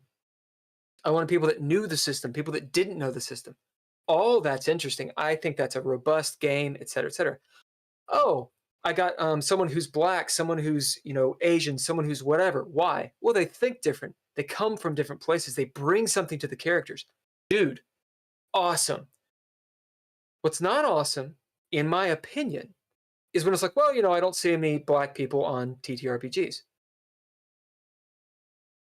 If you want to do that, but that's just because it's not in black culture as much as it's in white culture. It's not because of racism. Now, could I be wrong about that statement? Yes, I could be wrong about that statement. I could be wrong about it. I don't think I'm wrong. The rhetoric, though, is, well, I'm going to be diverse. I'm going to go for diversity. I'm going to have representation because of all this white people bigotry. And while that is correct in a lot of ways, it is not correct across the board. That's my problem with it. Okay. Well, now imagine you had to sit there and listen to that times 3 length with 2 people talking. They're like, yeah, slob knob. I think you're making that part up. I think that part is something that you have constructed because that's the way you felt like our conversation was going. But I don't believe that is the case. Well, you know what? I'm an artist, so my opinion is like sacrosanct. And you know what? Shame on you. Said that. Shame on you. What they say about opinions are like assholes, and everybody has one.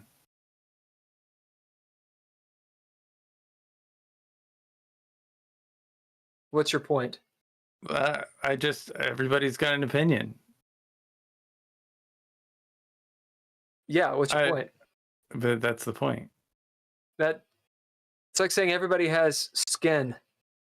Everybody does have skin, except for people who don't. What I'm doing is making you left. What I'm doing is making you explain. I mean, the difference. I guess the difference is you had to sit through a conversation that you felt was difficult for you to listen to, and you had every right to interject in. And I think you were upset because you didn't interject as much as maybe you wanted to, and you felt worried about like somebody getting annoyed or not validating your thoughts. I didn't want to be mean. I think being mean is the problem. Like if you're gonna be mean just to be mean because you disagree, that's when you lose an argument. It doesn't matter what. I mean, you lose the argument.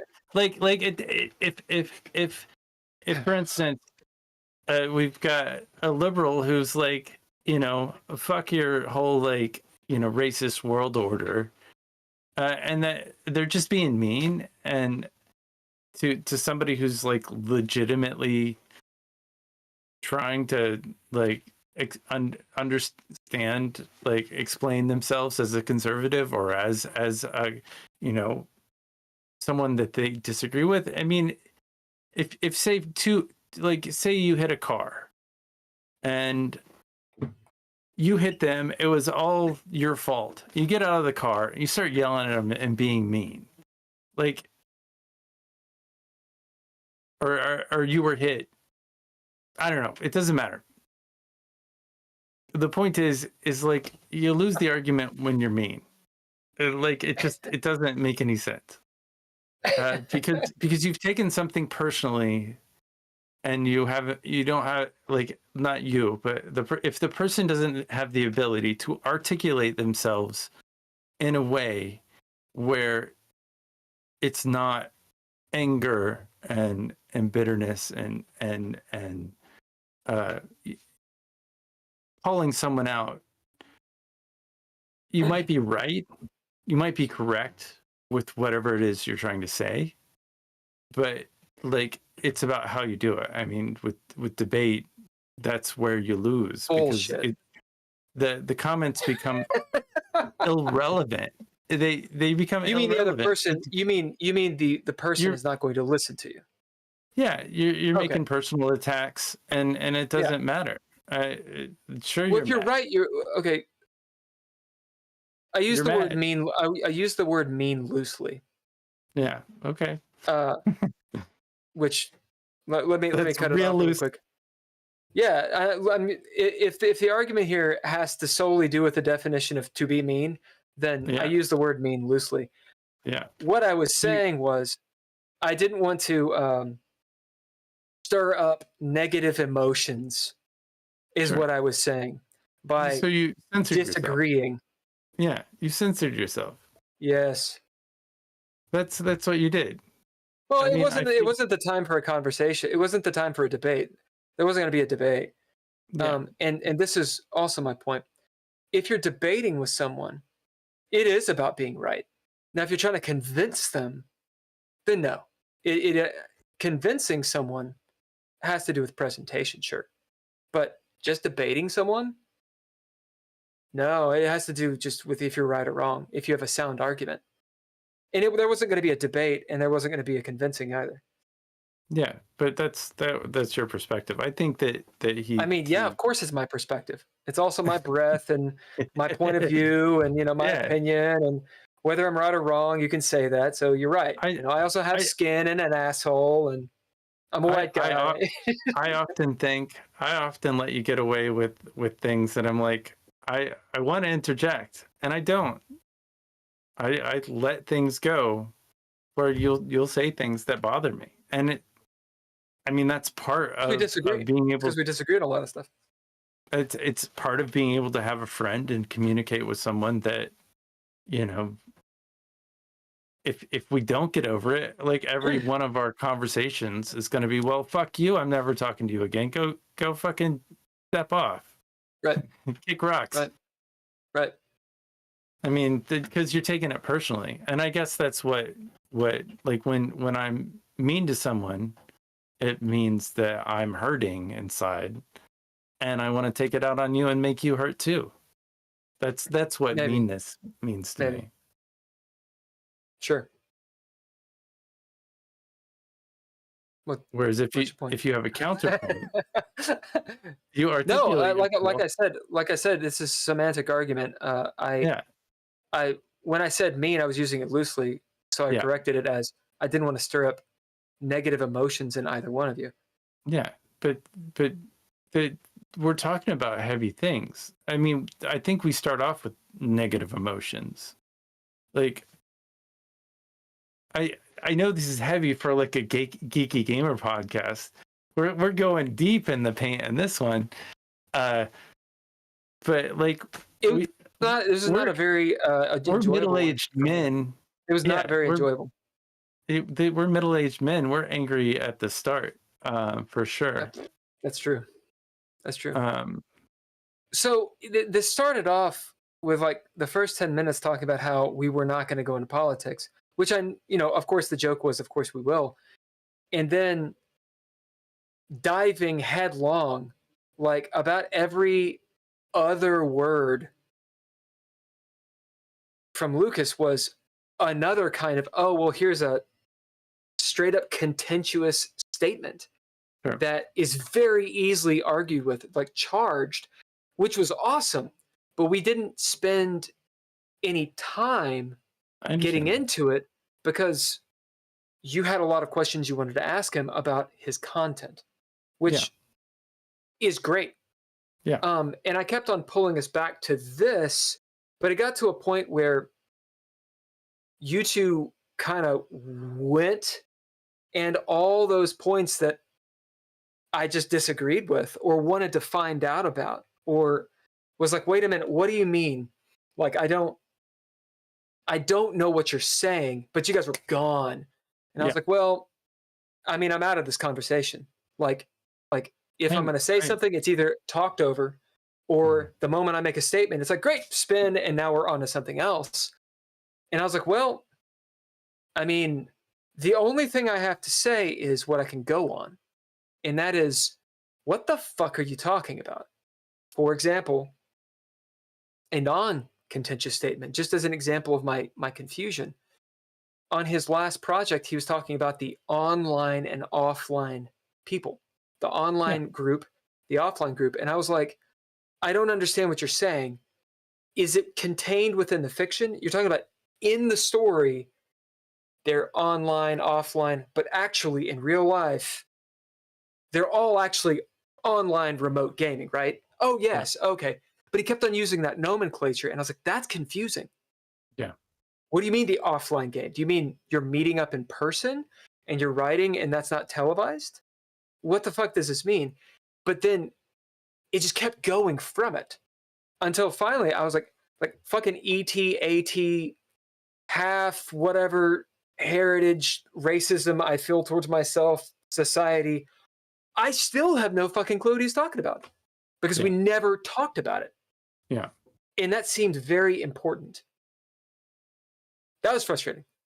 Yeah, I understand that. I think that I have a tendency to butt in and talk a lot. I also think that you have a tendency to butt in and talk a lot. I think this was your episode. I knew that you had clearly paid a lot of attention to their content and had reached out and really jived on a lot of the things that he agreed with and the things that he's doing. Yeah. And that made sense. And there was a point where, I was annoyed and all that stuff, but I was like, it's kind of just isn't my conversation. Like, no one's laughing at my jokes. Me pulling back and trying to find out the definitions in this and argue is starting to frustrate what we're doing with the episode. And the chat was asking him actual game questions. And I was like, I need to shut the fuck up. And then I was getting texts saying, hey, you need to shut the fuck up. So I was like, I'm going to shut the fuck up. Nice. Any text from anybody I know? Yeah, my girlfriend's one. Yeah, she was watching. She was like, be nice, dude. And I was like, I'm being nice. Yeah. Actually, no, I didn't say that. I was like, okay, I'm sorry. I mean, I think she saw it. She was like, sure. Yeah, no, I saw it too. I'm with you. I kind of knew that it would, like, I didn't think about it that much, but I kind of knew that this whole episode would bother you. All shit. I kind of knew that. Bleeding heart liberals, man. But I think that one of the things we have to do, I mean, as a person who I've probably watched more conservative bullshit and experienced it, like, I don't fuck conservative no bullshit. I mean when I was doing political stuff, like, you got to go deep in the paint. You got to know what the other side is about. Sure. And like, they're just as vapid and stupid. Conservatives are the fucking worst. One of the things that I always struggled with is not understanding why, like, it was, and I think that's something that I'm open to, and certainly really appreciate that we can converse the way we do. I also want this to be a safe enough space. I mean, I think it's always a bad thing to attack a guest, but I mean, I don't want to berate. I want it. If there was a way you can phrase it to not be, well, I think you're fucking wrong about your stupid little TV show or whatever. So like, no, I don't want to do why that. do you do it that way? Because I think it's wrong. I don't think you do that. I think But if things are bothering you and making you angry, you're gonna be more stabby with it, for sure. I think in the context and the content. Well, I again, I don't want to speak for Lucas because he's not here, but I have a feeling from what he was saying that he's dealt with a lot of backlash. Sure. I think he's a far more liberal person than I am, and in a way that is, he's from a different country, so what it means to be liberal and conservative is different. The rhetoric in Canada is completely different. It seems the same, it's not the same. So I think he's dealt with this kind of stuff a lot. It's getting closer. I used to have a very conservative friend in Canada. I worked with them at Disney, and they blocked me because I just say what I say. I don't try to be mean with anything I say. I just do what I do. But some people just they don't like it, and I think I think that's a reason that you and I can get along. Actually, is because you say what you mean, and it's thoughtful, and it's not based in this kind of you want to look good. You actually have thought through it, believe it, aka and also may know it. And that's a real conversation. Like truly wanting to communicate ideas and truly being able or being willing to say, okay, we agree to disagree. Yeah. Like, and then actually going back and ruminating on something and researching it and saying, maybe I'll question, what do I know? Let me take that into account. That's a real debate. That's a real argument. And that's fun. You don't want to fucking talk, or I don't want to talk to people that I just agree with all the time. Sure. I want to change and get better and know more. I think that's one of the reasons why what you and I do work and why we can be friends in a lot of ways, despite arguing. Sure. Well, I know that I'm 1 second away from fucking being wrong and like saying the wrong fucking thing. Like nobody's perfect all the time. I'm 1 second away from like, and I'm sure I was wrong 5 times this episode about you were something. I mean, I'm sure of it. I'm not confused about that. It's fine. I mean, like to fail or to is human or whatever. I think that's a saying. Well, the stuff that I was saying was more that I caught myself a couple times saying bullshit. Because or using the wrong words. I was cognizant that I think Lucas came into this wondering if he was gonna be attacked. Sure. I don't know. I don't know how much he had seen of GGP. Well, that's not the show that we do. We don't attack people just to attack people. I think we knock people on their toes sometimes. Absolutely. I think we've done that. I know that I've been knocked on my toes a couple of times. Not in a malicious way, but certainly I think that's what part of role-playing game is to be knocked out of your comfort zone a little bit, but in a way that doesn't have like malicious effect. I think that maybe an argument about cancel culture that you and I probably have the same issue with is like you say the wrong thing or do the wrong thing and you're put in a box and that does nothing for anybody. Makes them feel better and look good. No, put in a box and thrown away. I'm saying the people that do the throwing away. Yeah, but they don't really. They're on a mission. They don't really look good, or like if you look at the people that and they're next, because if that you look shit eats itself. Yeah, if you look at the people that cancel the people, I mean, it's just they're mean people. But we know as people who aren't stars, and maybe that'll change one day because we're putting our shit on the internet. Right. But but we know Gotta be a that, star, kid. Give me a star. yeah, we know that there's no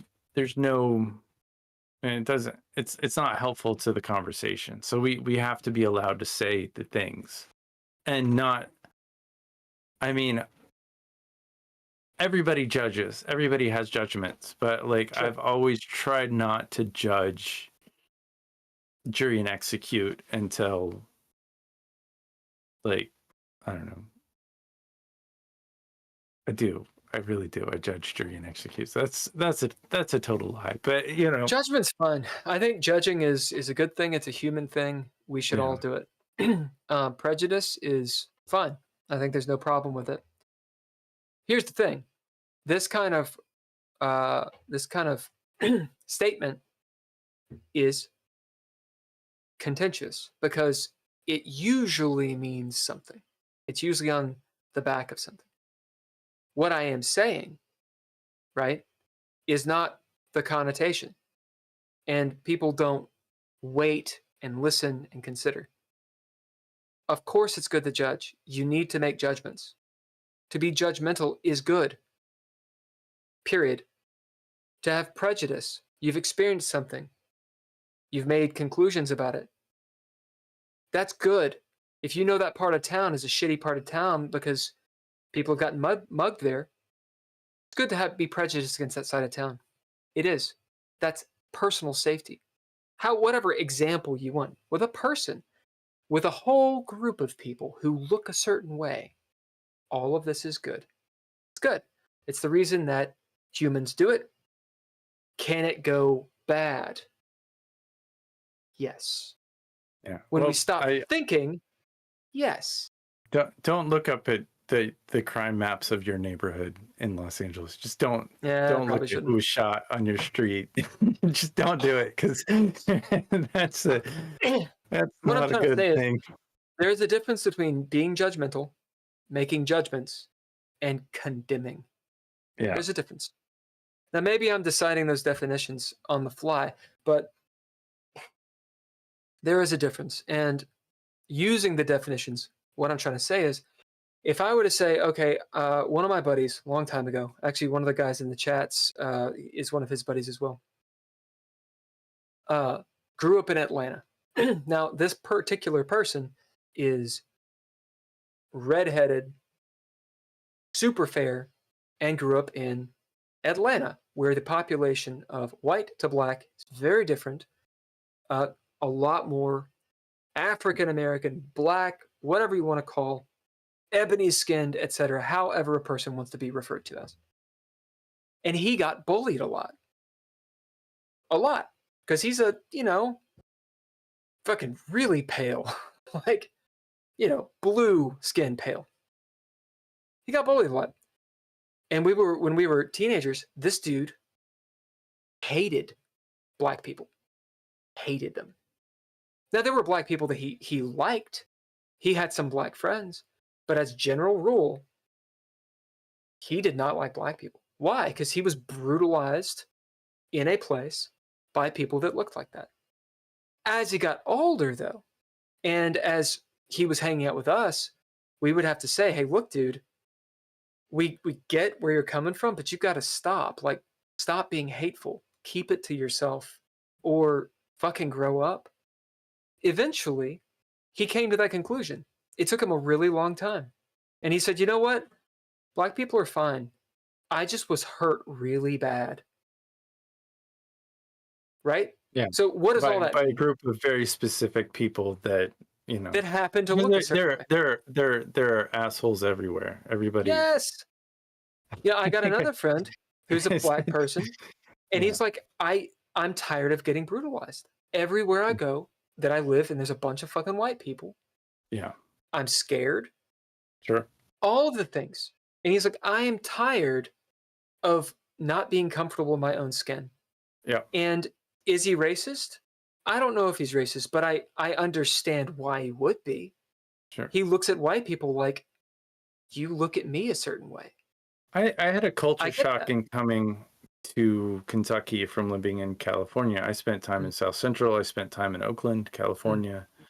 And I forgot about, because like there, I talked to people. I was a minority, and I talked to everybody, and Right. like there wasn't a fear, and I experienced that here a little bit. I experienced people looking at me like, not everybody, but some people, they definitely, there's a look of like, and certainly it's easy to overcome that fear just with the hello or just being nice, from my experience. Like, but first glances can be like, oh wait, is something gonna go, like, because I could be that Karen that like totally fucks up their day, and that is a real scenario. I mean, Absolutely.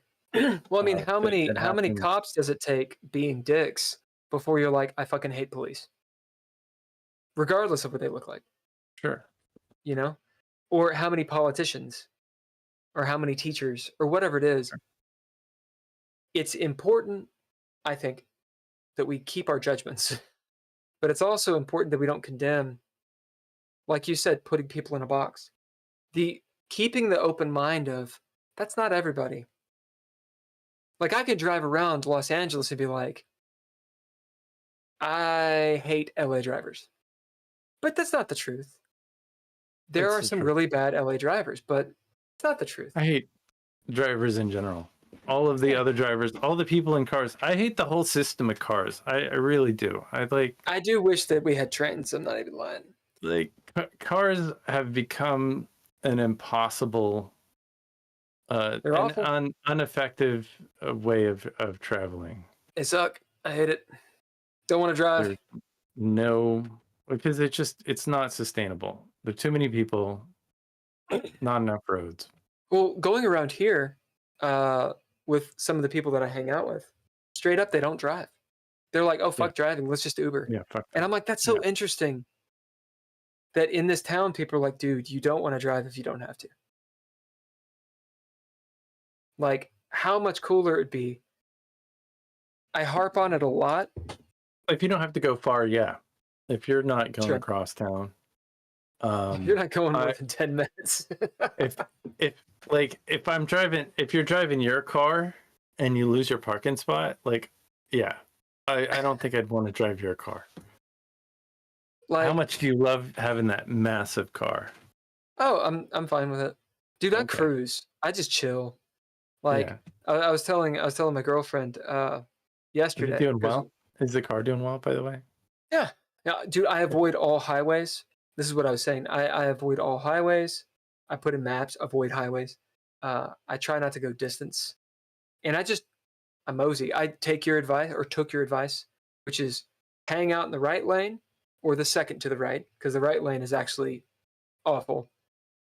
Just go your pace, do your thing, and I just give people room, let them through. Give them room. Give people room. Don't use your brakes. Like, just I don't speed up with everybody else. I just go slow. Nope. And the people behind me hate it. They go around. Fuck them. They go around. They're fine. Fine. That's but I didn't use my brakes. Everybody stopped. Do you know who didn't stop? Me. I didn't stop.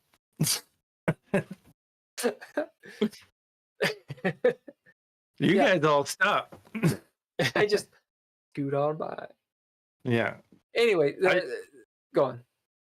Yeah, I was surprised that we went as deep into prejudice. I didn't even try. Like I sat there like, and then I didn't I'm like, think we went that deep. I really didn't. Oh, man. Like I thought we were. He's an interesting dude.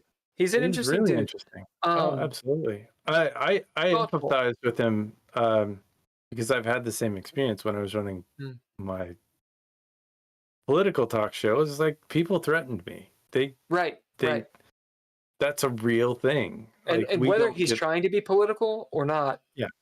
what he's doing has a political statement attached. Sure. And maybe that's the best way for me to say it.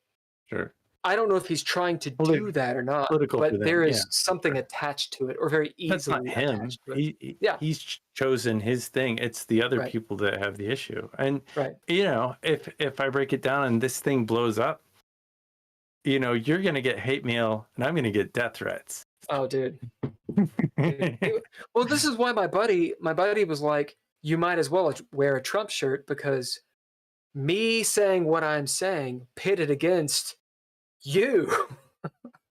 I look like I fucking am waving Yeah, the flag, man. But I'm And not. I'm not. I don't think you're ultra right by any means. I'm not. And I think if given enough time, you talk it through and figure it out and say what you really mean, and it's insightful and there's a purpose behind it, and you know, one of these days I'll understand your hatred towards Star Trek, and I think it's in the lore and the story It's not and the Star Trek. direction. It's Star Wars. Star Wars.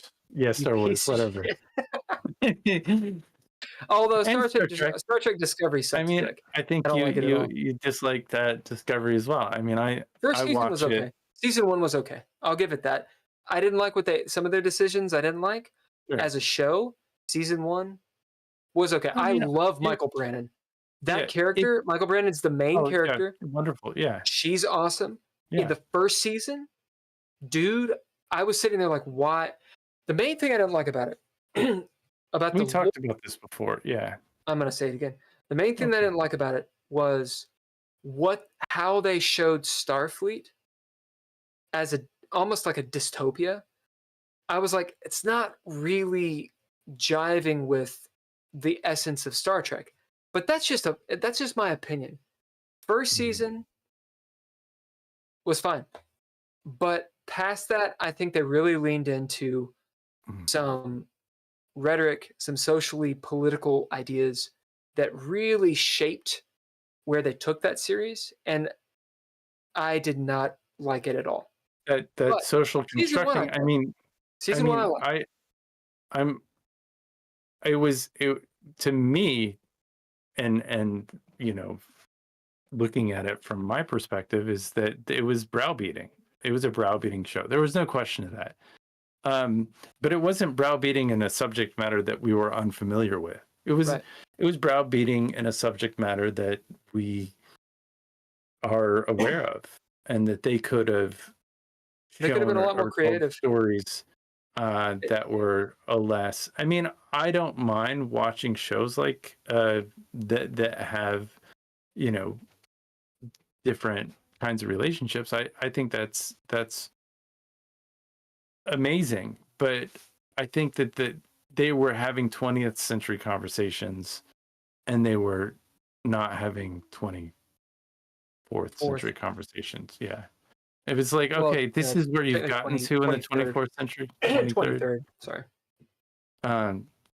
It's depressing is what it is. It's not, it's that people are worried about being themselves in the 23rd century, so that's never changed. But I also understand that their audience is teenagers who are dealing with this stuff, Sure. and not necessarily me. So Yeah, that's I right. started Well, watching and it. that's my point. That's my point when I talk about Star Wars, the newer Yeah. Star Wars films. I was like, oh, they're not for me. Like straight up, they're not for me.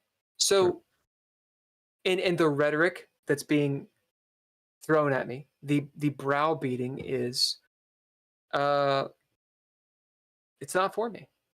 Yeah. So okay, fine. At the same time, I have an opinion because it's a bait and switch. Why'd you call it Star Wars? Like It's because it's in the world. They like some of this stuff. They just it's a franchise. It's not a story about Luke. It's not a story But it is. about it Luke is and Diane. supposed to be. It's supposed to be a story about Yeah. And it- all it of the sucks 'cause fan Daisy fiction Ridley was wasn't fine. served. Yeah, all of the Daisy Ridley was fan fine. fiction. Yeah. But But That Adam Driver, character- he's not going to do it anymore. He's Good. out. So, Good. He's you like, know, fuck it, I'm done. And why would he? They ruined his character. Yeah. Kylo Ren was awesome. Great Yeah. villain that they just ruined. Rey, Palpatine, Skywalker, whatever you want to call her. Awesome protagonist until she wasn't. It's like Finn, amazing. Like I thought Finn, also the black guy, was gonna be, because in the trailer, Yeah, and he was stuff, underserved. you see him with the lightsaber. I was like, dude, you're gonna see this like Finn, this black dude. He's gonna bring something totally different. Fucking Jedi it out. It's gonna be awesome. I was down for that. I was down for Rey. It's fine. Have them both be Jedi. I don't give a shit. But do something with the characters. And that's not what they did. Yeah. They wasted the story. Star Wars, there's been no acting outside of I think I liked Rogue One. There's been no acting in Star Wars since Return of the Jedi. And I'm talking timeline wise. Maybe a little bit in the Clone Wars, but that's still a tough watch. You really have to want to watch it. They're rough. So acting wise, they lost me in episode 1. I was out, and I never got back in again. So yeah, I don't... episode 1 is, there's a cut of of the prequels, and I was actually just watching it. It's it kind of takes things. Shortcut? No, it's 2 hours. Actually, it is 2 hours. It's one movie. It's the entire prequels, and they get through episode 1 in 10 minutes. And they show Anakin Skywalker. That's in the kid. But the way they show it, they change the story. The way they cut it. It starts out with Naboo is being Naboo is being attacked. And I can't remember exactly why it is, because the scroll is different.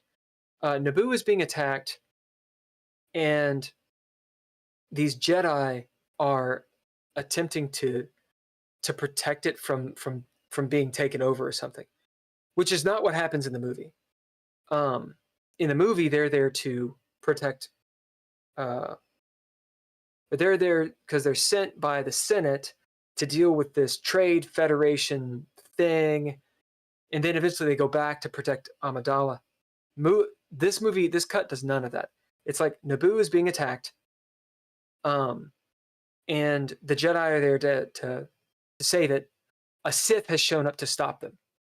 And so you see the Darth Maul fight first. You see all the big battle in the sky. That and the Darth Maul fight. Boom, that ends. Qui-Gon Jinn is being burned. Movie 2. It's 10 minutes. And it's pretty good. Well, I mean, that's they stretch those movies out, but it's just they were just boring. They're just long. They're not good. Boring. They're not good. Yeah, no, you're right. All right, closing thoughts, because we're past time. I enjoyed the later Star Wars films because they're like a roller coaster ride, and I don't really care about the lore. Except for I think it's bullshit about how they threw away the story. So I watched them, but I don't really care. Right. Yeah, I don't care either. They've lost me. They lost me a long time ago, and they didn't suck me back in. No. I thought it was like Wonder Woman, how that first movie was really good, and they had some ideas in there, and it was kind of fun. And then they made a sequel that could go eat itself because it was a piece of shit, and it got DC'd, and any power was taken away from it. And why I watched the sequel, I don't know, because I knew I was going to be let down. Why anybody watches any DC, I don't know. They just, guess, have a lot of time on their hands, and they want to watch a roller coaster ride that is less. I mean, the production is okay. Not great. Bad stories. Right. Last thoughts. before we go everybody off should this? do better. All I right. don't know. So thank everyone for watching. Thank you to everyone that's watching. We went fucking. It's a very different episode. Very different episode. Thank you to Lucas the Duff from Ballad of the Seven Dice. Interesting dude. Interesting. It's him and his partner, I think. Yeah. And I think they've got a kind of reoccurring group of people. We didn't. They got a reoccurring group. They do a whole lot of different things. They got a whole mission. Real interesting. And they approach it from an artistic way that is, I'm going to use the word one last time, contentious, which is provocative. It's provocative. And whether it's meant to or not, whether it's meant to be or not to be. But that's at least interesting. At the very least, whether you agree with it or not. So yeah, I'm excited to check it out a little bit, give it a little bit more thought. And anyway, thanks to Lucas for joining us. Although he only went 2 hours. Yeah. Well, Stick it out that 4 hour stint. Some people have a life. He's got a real job and like Oh, come on. a podcast that he does. Yeah, he's got a lot going on. Not everybody podcasts. How many hours do you podcast this week? A lot. Many. Actually, less than normal. I didn't do the chess stream the last 2 days. I'll be doing it tonight, though. I think you should learn a thing from Lucas and get on your little phone and do those. Yeah, I need to do all the stuff. Do some little thoughts like, oh, this is what I think about this moment. Whether I agree with his politics or not, his discipline and his work ethic, very good. They've got very their good thing together. Yeah. Right. Thanks to the Patreon peoples, Tim Roberts, Nostalgic, Daniel Holker. If you want to jump on the Patreon and help us improve what we're doing, that would help us improve what we're doing. It's patreon.com/DreadLore, LORE. Wanted to say a big old thanks to Couch Fire Media. If you have dug the skins that we've been using, the edits, all the switching and such, that's all Couchfire Media Productions. You can find them out at www.couchfiremedia.com. They are for hire, baby. You should check that out. Music by all lowercase letters. You can find them literally everywhere. Use them in your TikTok. Also, Mr. Interrupt. You can find literally everywhere. Thanks a whole bunch. Thanks to Trois Replay Productions, whoever they are. And this is the Geeky Gamer Podcast. We do this every Thursday, 7 p.m. Eastern Standard, although we might start doing it a little bit earlier in the day. We'll let you know. We go anywhere from 2 to 1,000 hours and generally go hard in the paint of all these topics. Let your friends know. Come get offended. It's going to be awesome. Yeah. If we can't piss each other off a little bit, then what can we do? That's right. All right. Are we done? We're done. That's all I got, man. Bye.